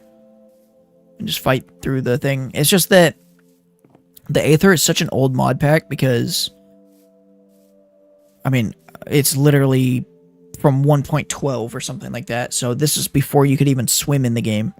And that was the last version that it was updated to. So there are people that have ported it to newer versions, but it's missing content and it's missing stuff from even the original versions. So it's like, really, if you're playing through it and you want like the full experience from what the Aether was supposed to be and resemble, you have to play the old version, which I really don't like that version of Minecraft. So, like, I don't know. Maybe I'll play the newer version of the Aether. But I think that'd be a cool thing, because I like mods. But I haven't really done any, like, modded series or streams, because I've done them in the past, but it said the dragon curse or captured the world. I don't know, man. Stories. Yeah, there's stories. I don't think they fully make sense, but it doesn't have to, I guess. It is just a game.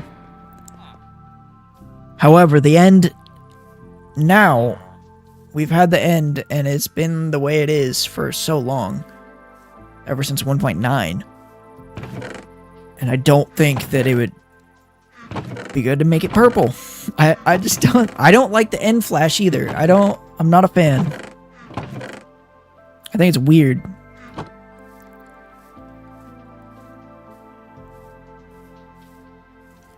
I think it's okay for vibrant visuals if it was turned on, but the fact that they're making it to where the end flash happens without vibrant visuals on, I don't like that.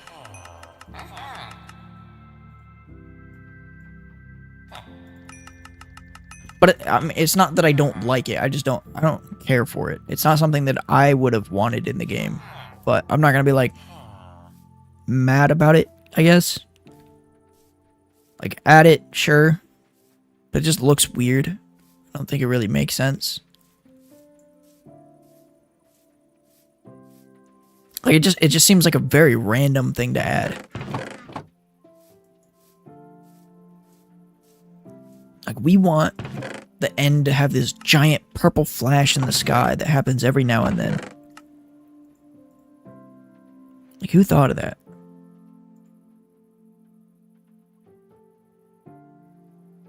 Dried, or the dead coral fans are one of the most useful things in Java. Because you can build TNT dupers with that. You can build, that carpet farm with it. So many things because of that quasi-connectivity thing is, like, it uses dead coral fans to, like, the order at which blocks are updated when a piston pushes things. The dead coral fan, like, switches how things are updated to where TNT thinks, like, it gets updated, but then, like, the coral fan updates after, which caused the TNT to think, well, I shouldn't have been updated, so I'm gonna, like, turn into prime TNT and fall and blow up, but I'm still gonna retain as a TNT block. I don't understand it, but it's cool.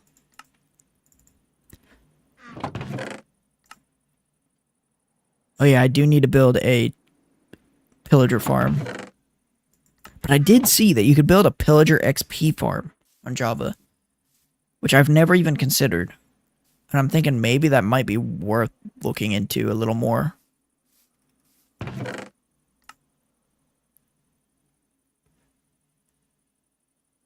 Oh, look.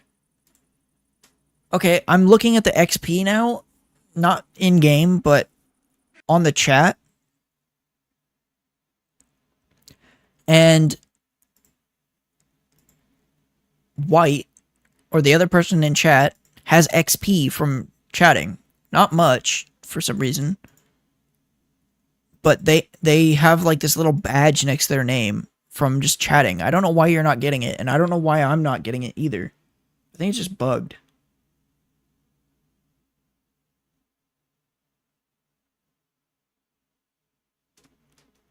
You're kind of right, but they could add some, like, infected island with trees.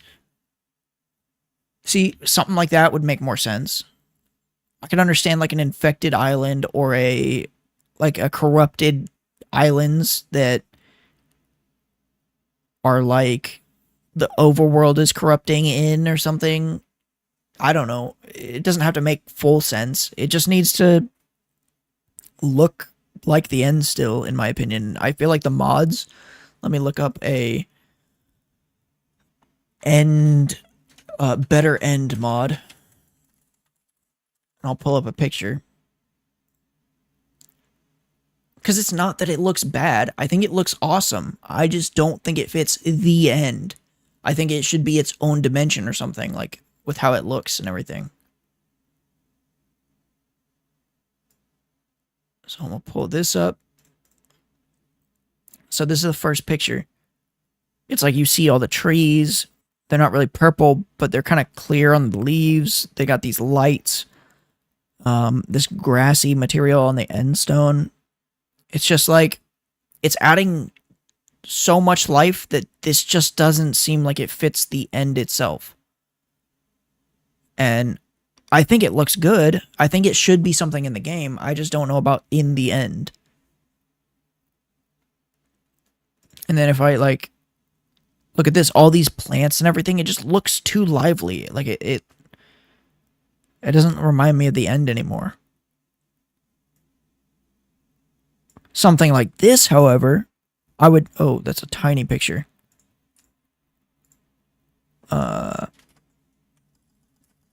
It's very blurry, but I don't think it fits. I think it looks good, but I don't think it fits.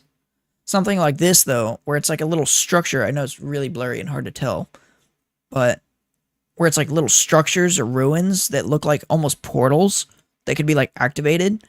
That's something that I would totally agree with being in the end. Like, little ruins that you find.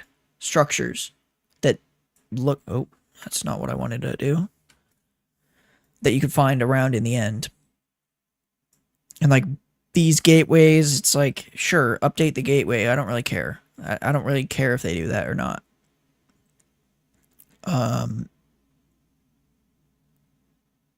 making these structures themselves updated would be kind of cool. Yeah, I don't think it fits because it's the end. It's supposed to be this barren wasteland of nothingness and void and little islands. And when you start adding all these trees and color and everything, it's like you're taking away from what the end was. It's no longer this wasteland of nothingness. It's now this lively floating island dimension, which should be its own thing. It shouldn't be in the end. It's like this, because this is all from the same mod. Keep that in mind. So these right here, and these giant floating like things of ores and crystals, also the plants and trees could slowly die as you go further in the end, finally reaching the deserted and end where you see nothing but floating islands. I mean, I guess, but I almost feel like it should be the opposite. I feel like the further you go out, the more lively it should be. But then at that point, you're gonna have to go so far to get there that it's like, is it worth like going there? Because there's no way to build like a portal back. Like you can go through a gateway, but there's no portal to get back to a base that you build all the way out there.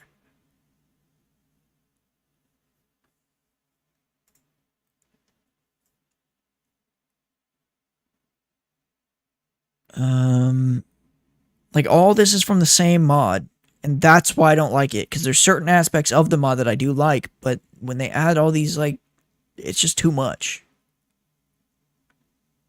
It's the same with the Better Nether mod. Let me look that up. Better Nether mod. I think the Better Nether mod adds too much as well.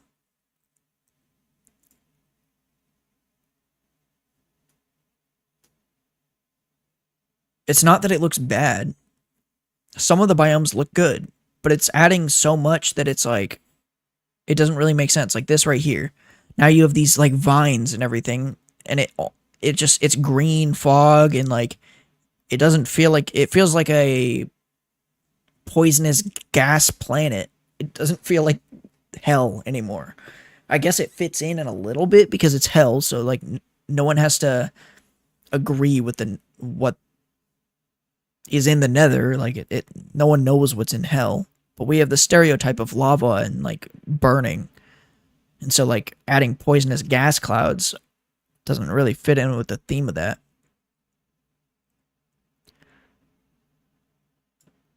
But that's what I'm saying. This is the Better Nether mod, which I'm pretty sure is probably by the same person as the Better End mod. And so then you have stuff like this, where it's now like pink, and you have these different types of mushrooms, and there's plants that blow up if you try to break them or touch them. There's mushrooms that grow upside down on the ceilings. It's like a lot of this does look good. And I'm not going to lie, this picture specifically, I do actually like. I think this could work in an update. However, I just don't agree with the fog color. It's adding too much. The Nether doesn't need an update. Yeah, I agree. I don't think the Nether needs an update. I think it should get updated eventually, but I don't think it. I think we need an end update first, and I think we need to get the Ancient City portal to be able to activate before we get another update.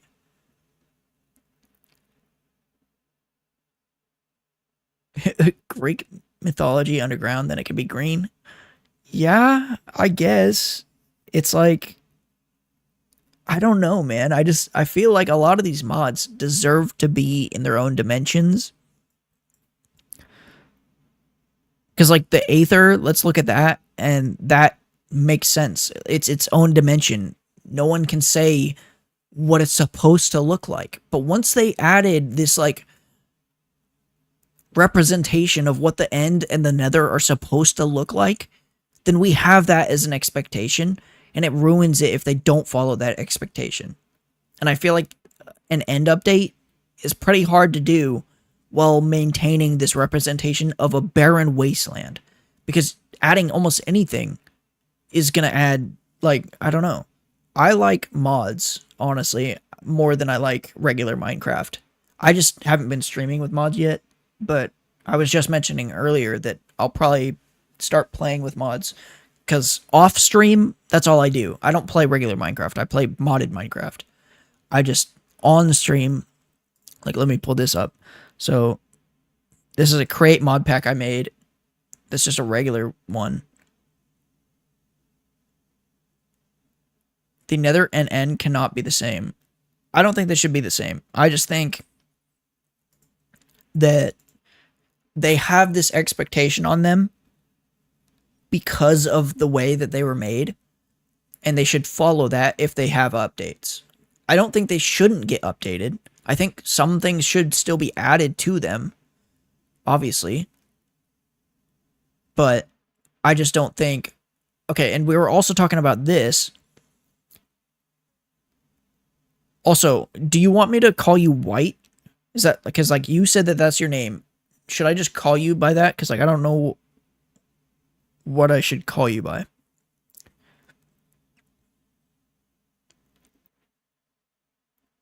And then also, Daily Westwy. Should I call you by Johnson? Because that's what I remember you by. Or should I call you by something else? Anything you want. Okay, I'll just go for White for now. Because until you tell me to change it. But, so, White. Crap, I forgot completely what I was saying. I don't even know what I was going to say. The end is the end, the Nether end. I don't remember.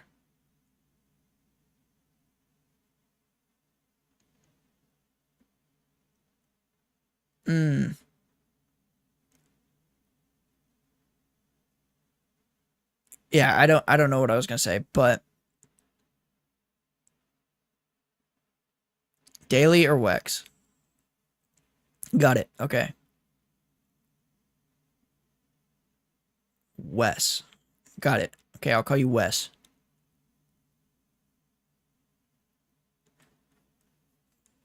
Add some things to the end of the Nether. Yeah, I think adding stuff to the end of the Nether is totally fine. You just have this representation of what should already be there because of the original updates and what they have brought to our minds of like, what is this place?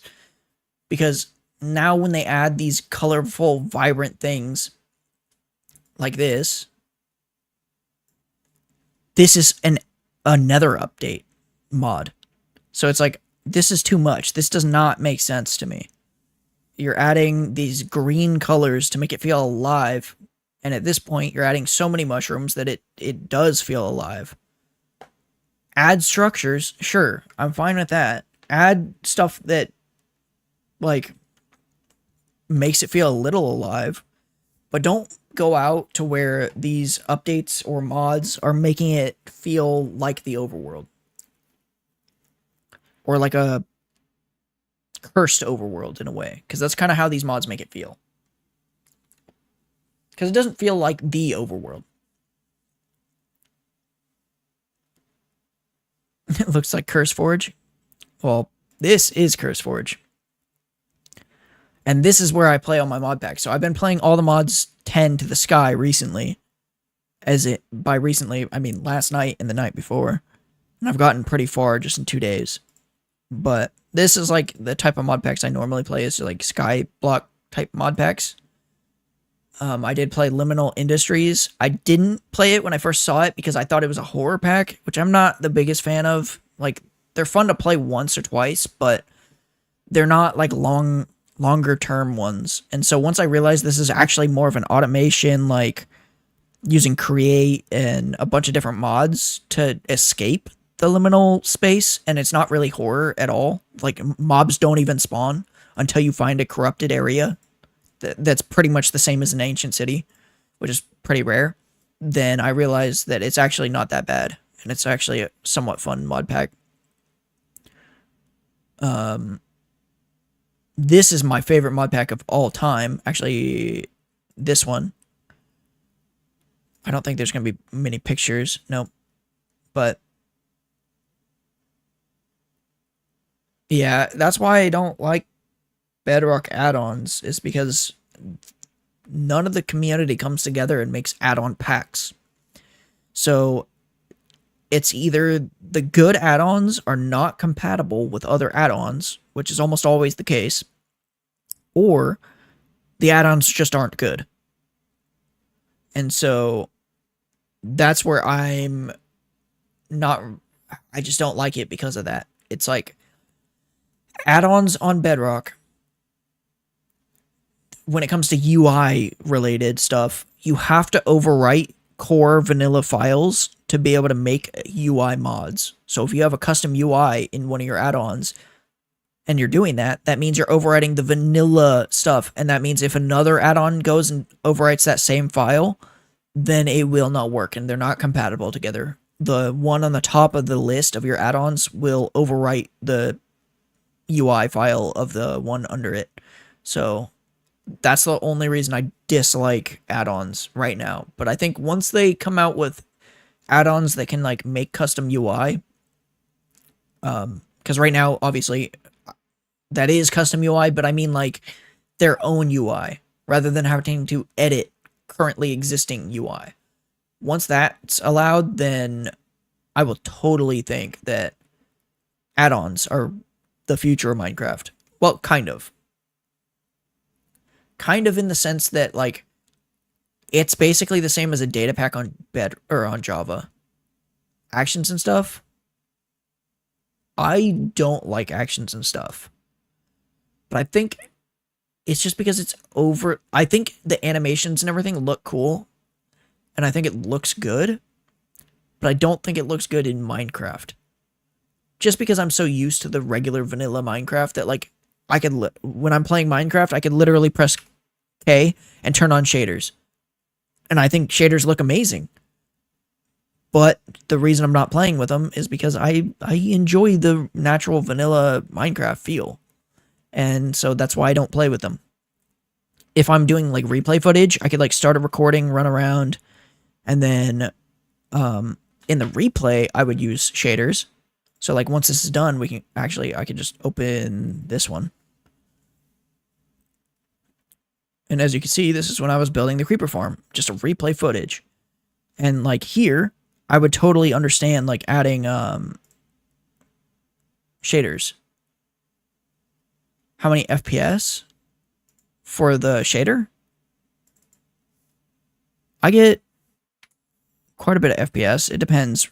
Right now I'm on 32 chunk render distance, and I'm getting 117 FPS, 120, 140. So like 120 average, maybe 130. But once I start turning, that's when it drops. So it's like 120. So it's still, like, I get good FPS, but the issue is that my monitor runs at 165 hertz. So for me to be getting the FPS that I want for my monitor, I'm not actually getting that FPS. That's the main reason I don't play with shaders, too. Is, one, I enjoy vanilla, and two, the FPS is like, it's not laggy, it's just, I feel slight lag compared to vanilla, like, graphics. Like, right now I'm getting 191, 230, 258, 260 FPS. And if I were to, like, reduce my chunks to, like, 8, and then reduce sim distance, now I'm getting 350. I'm getting close to 400 FPS, 360, 370 FPS without shaders. But then it drops all the way to 120 just by adding shaders. So if I wanted to play with, like, physics mod, so let's turn on the ocean. Now I have ocean physics. Okay, well, that's not supposed to look like that. Oh. Ocean? Where are you? Maybe if I turn on shaders. Okay, there we go. So now you can see the water has, like, ripples. So if I jump in the water, you can see these, like, ripples going around, which looks really good. And then if I fly out this way, let Let me turn up my render distance. It's more stuff like this with physics mod and shaders that I end up getting bad FPS. But it's not even that bad. Oh, I didn't mean to leave.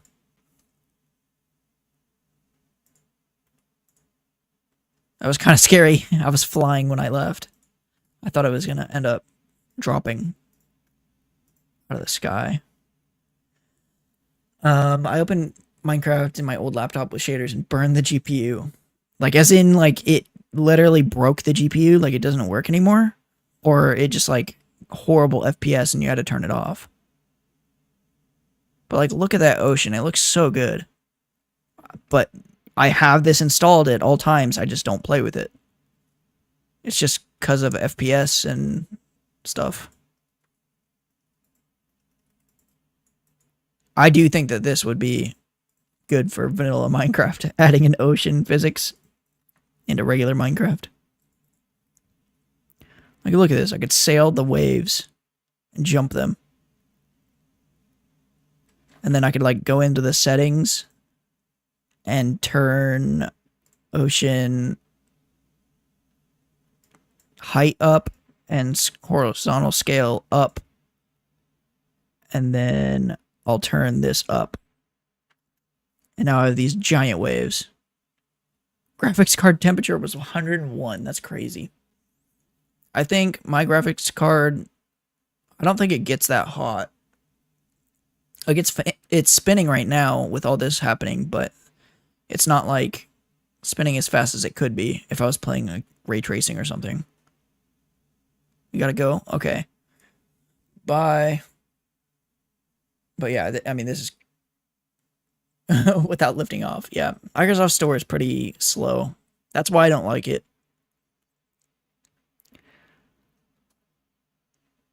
But like certain mods I really do like. I just don't play with them all the time. I do play. Let me reset this.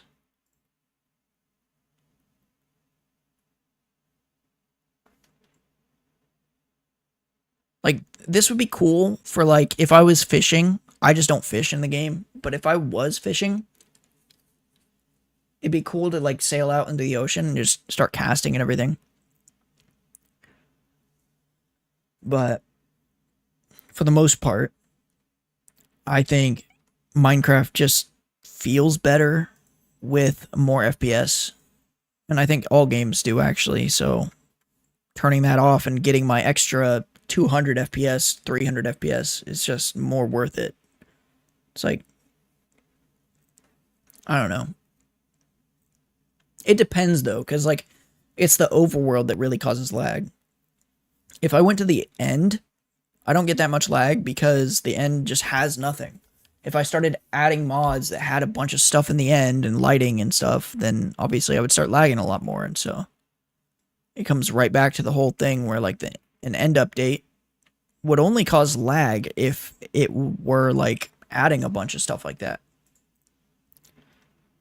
So I think keeping it barren, but, like, adding just, like, new things to, like, explore, like, reasons to stay there would be kind of cool. Also, I just realized that I'm still not on application capture.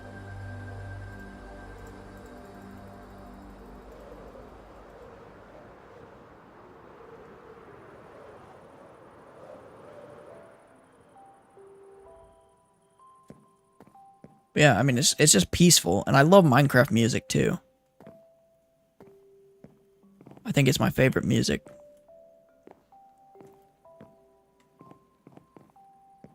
It's just like one of those things that, like, you could not be into Minecraft, but listen to Minecraft music, and it's just like, well, I guess it's not gonna be nostalgic at that point, but it'll still hit. You didn't hear that? I don't even know what I was saying, to be honest. So I couldn't explain it if I wanted to. I was just kind of ranting about FPS and stuff. Yeah, so what I do want to do is go and get... I need more shulker boxes. And to do that, I think I'm going to go ahead and craft a bow and enchant it. And then go to the end. Because I need, like, probably 6... A little more than 6. Maybe 9 shulker boxes. Obviously, I'll need more for the future, but just to fill my ender chest. Because I need 1, 2, 3, 4, 5... Wait. 1, 2, 3, 4, 5, 6, 7, 8, 9, 10. I need 10 more shulker boxes, and then that'll be filled. And then it'd be nice to get a little bit more.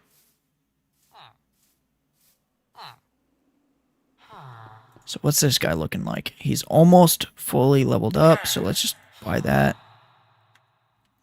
He should be fully leveled up now. And then this guy, I don't actually have sticks, so I can't level him up. I really don't want to mine a bunch of trees again.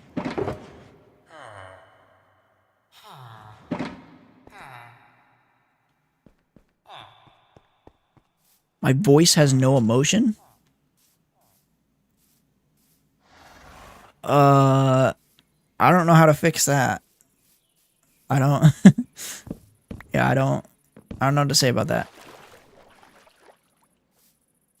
That's just one of those things that, like, streaming versus recording a video is going to be completely different when it comes to emotion in my voice, because obviously if I'm recording a voiceover specifically for a segment in a video, I'm going to obviously put a lot more thought and time into the single voiceovers.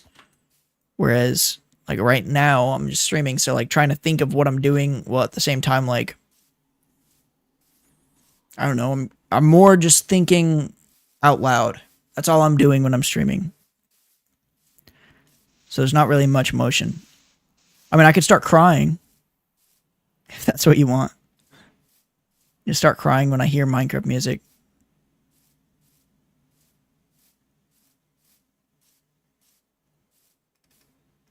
Actually, wait a minute. Isn't there a new music disc for Killing the Ghast? Like if you shoot it or hit it with a fireball or something.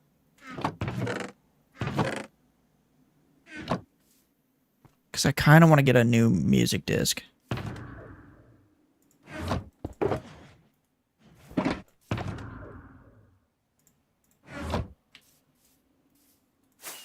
So my nether portal should be over here. Of 2019. Minecraft music reminds me of... I don't know when it reminds me of. I think I started playing Minecraft in like...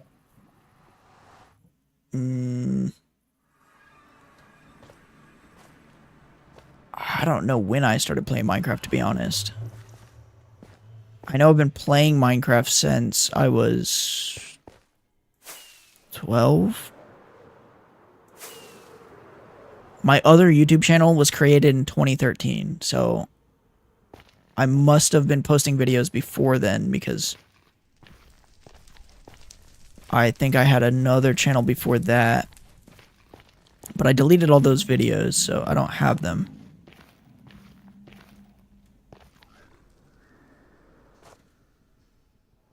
So I'm not sure when Minecraft, like, the music feels to me. I know it just reminds me of old time.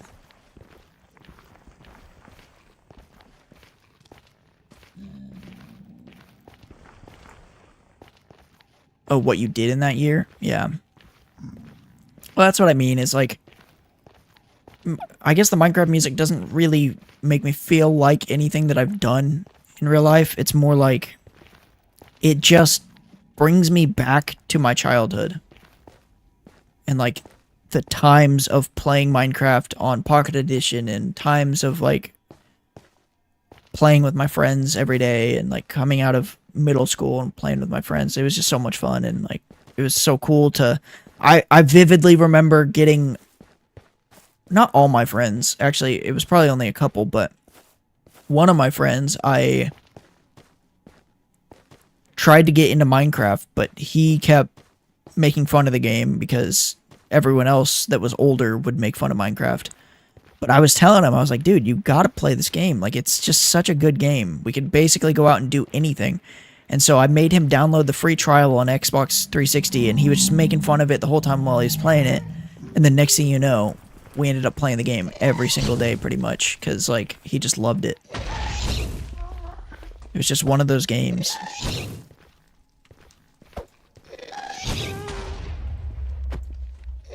Oh, almost. Ooh, almost. Oh, what? How did that not hit him? Come on. Yes. Okay, I want to go see. Did it drop a music disc?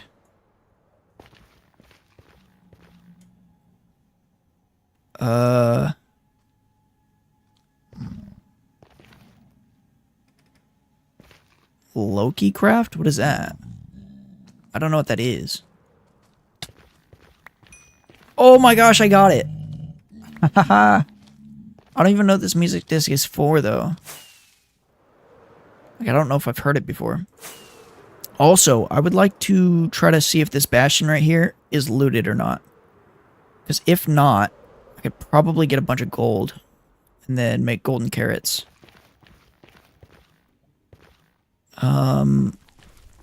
I think this one's gonna be looted.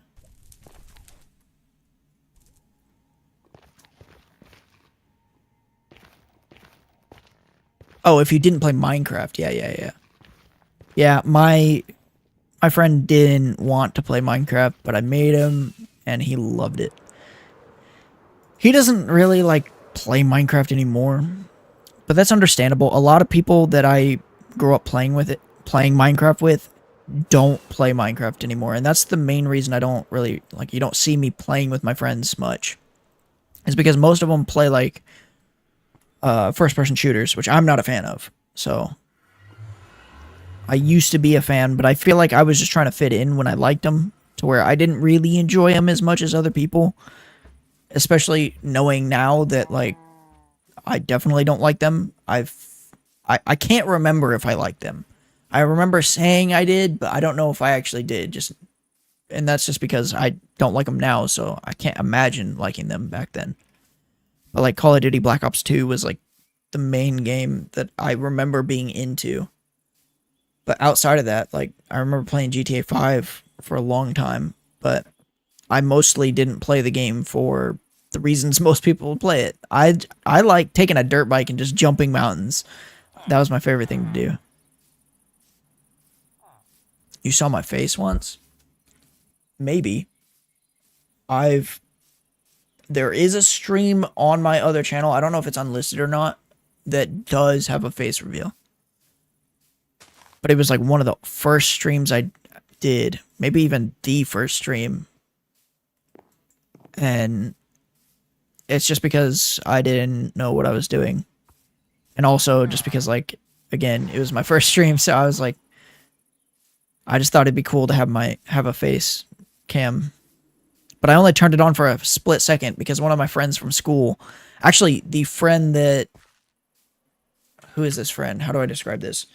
So, my mom's friend from high school has a kid that's a little older than me, but we were friends, and he might have been my first friend because of the fact that our parents were friends in high school. And so, he was one of the first people that got me into YouTube, not doing YouTube, but watching YouTube videos. So, like, I started watching PewDiePie and Sky Does Minecraft.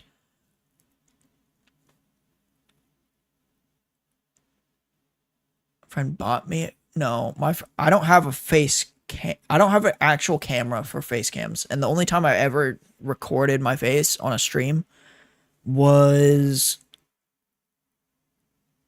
I want to say here, I can look and see if the stream is still up and see when it was. Because, I mean, it was a long time. It was before you would have been in my streams. This was like, I don't even know if it pops up in the live feed. Oh yeah, that friend was in my chat, but he was also on the server that I was, oh, it's unlisted, but it was from 2021, so 4 years ago. And that's the only one that I think I've done a face face reveal on, although it wasn't really a face reveal. It was just more like my friend was watching the stream, and then I was like, oh, dude, look at this. I also have a face cam, and then I turned it on, and it was like, isn't that cool? And that was it.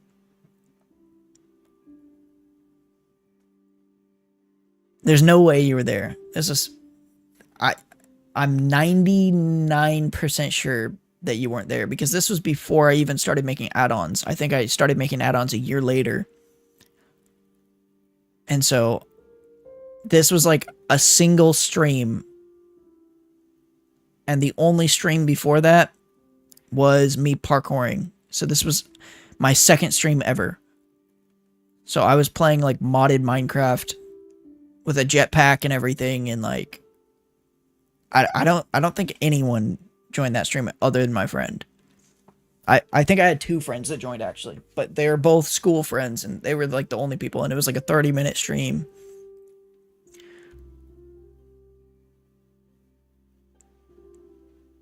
Before I made those shorts?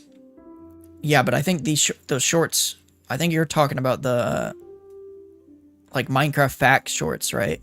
Because before those, I was uploading even more shorts, but those shorts were horrible. There was no talking.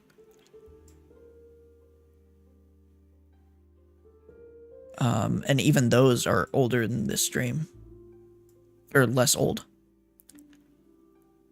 My very first short would have been...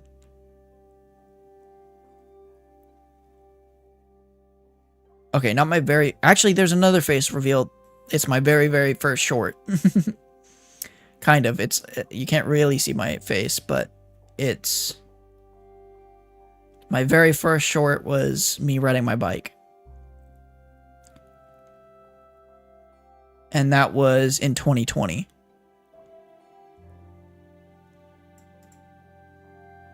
But when I actually started posting shorts somewhat consistently, that was already after I made that stream. Actually, no. That stream that I'm talking about with the face reveal, that is a year older than my first short that, like, was, like, okay. So my first Minecraft short was a year older, or a year newer than that. Everything else was like BMX, because I love BMX. I don't really ride my bike anymore, though. I would love to get out and ride.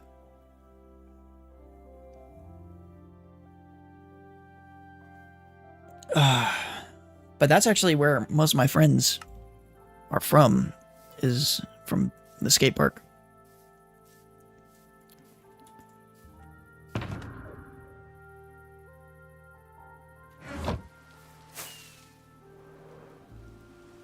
Remember clearly I was on Wi-Fi with life support?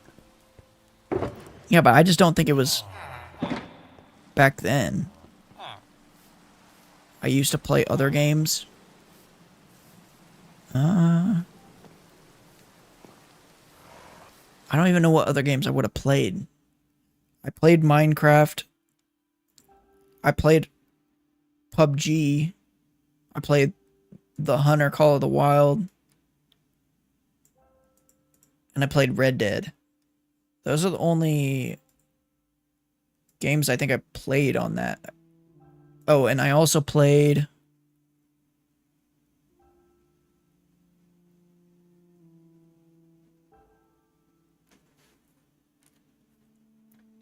But I feel like that would have been later. Because, I mean, I'm 100% positive that you were not watching that stream. And if you were, then... No, I'm 100% positive. Like, maybe a different stream, but not that stream. There's just no way.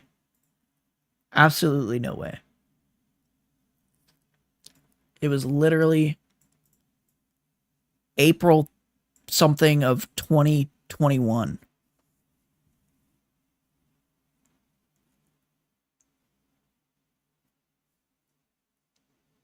And I know for a fact that in that stream, I didn't have anyone outside of my friends chatting at least. So if you're saying that you remember saying that in that stream, then that didn't happen.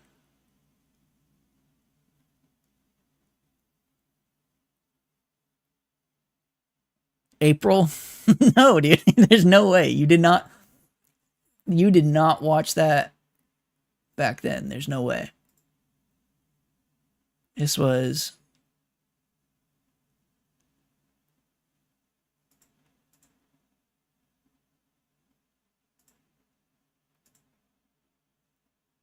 okay, there was two friends.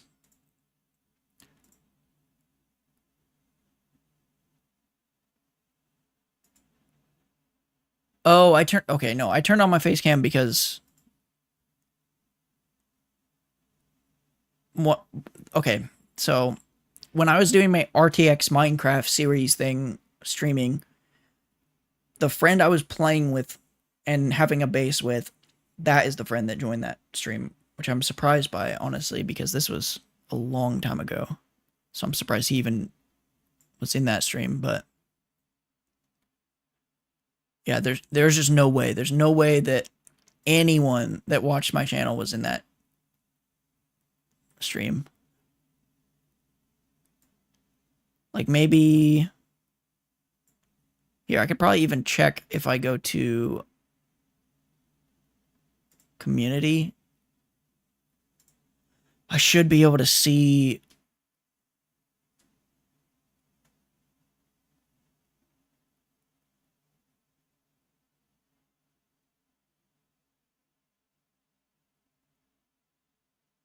No, not in that stream. Not in that stream. It had to have been a stream after that. It's for $2? What?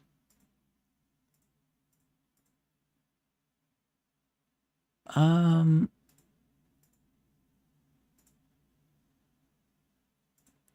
I'm looking at every single comment on all my videos on the other channel right now. And I'm trying to find your comments. Though I'm not sure if I'm going to be able to find them. Because there's a lot of comments in here.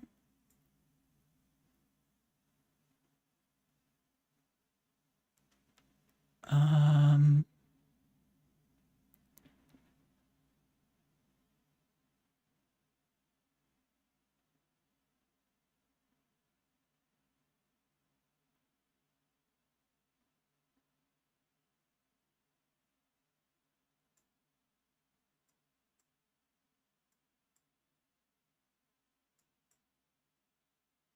Oh my gosh.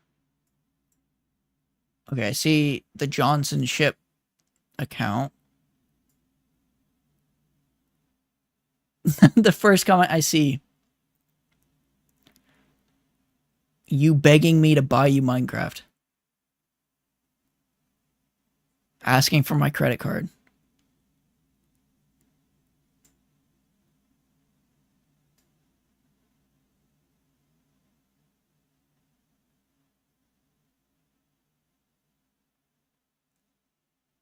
And I see your other comments.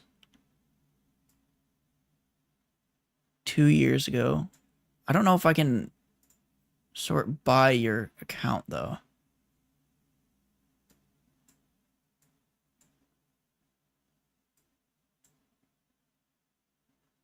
$2 years ago. You are the top commenter on that channel. You have the most amount of hearts from me.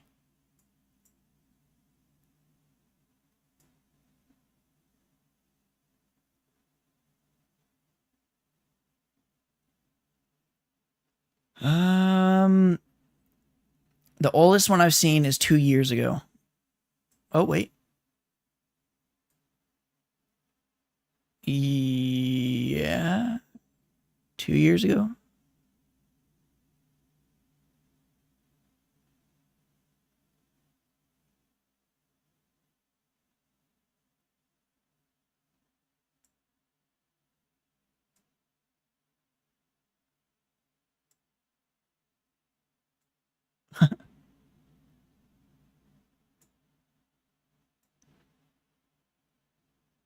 Yeah, the oldest video I have is, or the oldest comment I have is 9 years ago.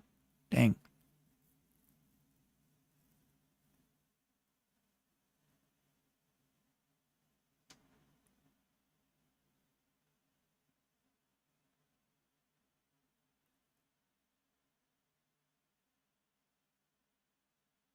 But I think the oldest comment I have from you is 2 years ago.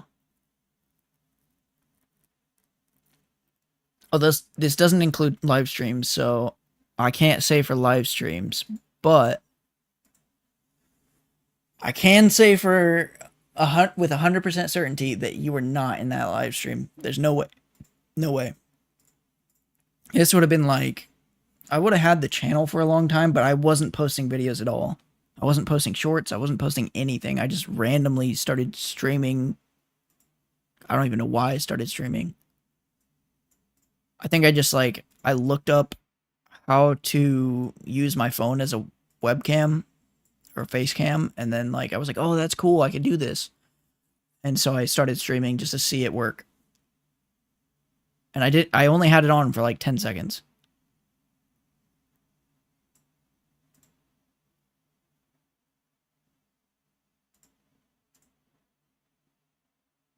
All right, but guess what the most subscribed channel is to my channel.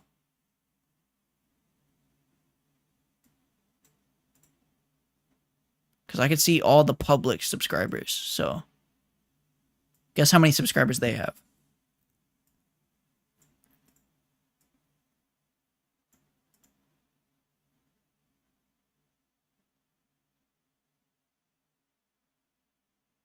And this is public, so private doesn't count.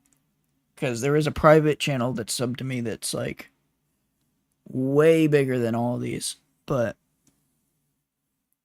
I don't think he knows about this channel. Maybe he does, actually. I might have told him on Discord. He was one of the other people that did tune into all my streams, though. Or most of them. But he, like, showed up and said the same, like, same comment every time. So I couldn't tell if it was just like a bot at first.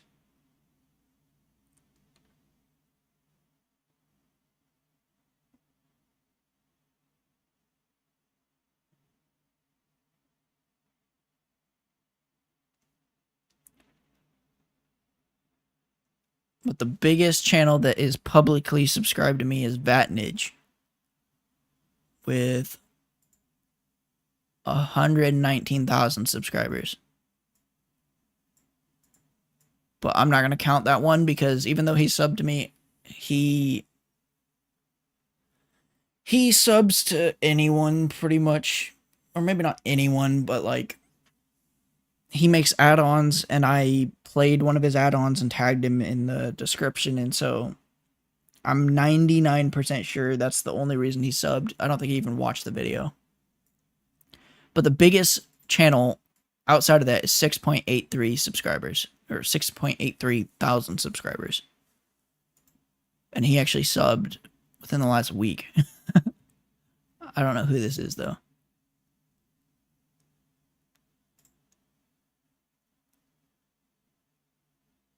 But he plays mobile.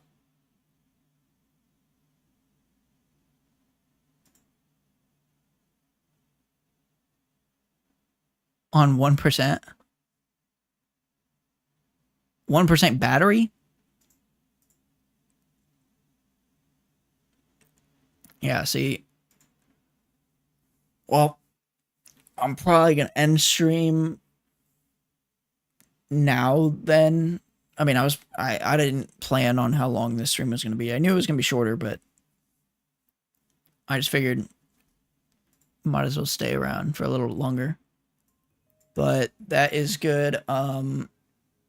Then I'll see you in the next stream, most likely. I don't know when that's going to be. It could be tomorrow. Maybe not. It should be this week, though. I might even stream this weekend because I think everyone's going camping again, so I'm going to have the whole house to myself, so it'll be pretty easy to just, like, not have to deal with everyone being all loud in the house. That's the only reason I don't stream on the weekends.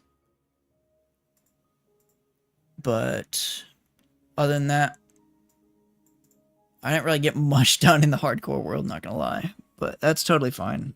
I don't know what I'm gonna stream next time. It might be more of the hardcore world. I might actually try to set up the villager trading home a little more. Or I'm gonna try to do like a modded Minecraft thing and just like play a mod pack. I'm not really sure yet. But we'll see. Anyways, since your phone's about to die, I will... Yeah, I'll see you in the next stream. And that's gonna be it for now.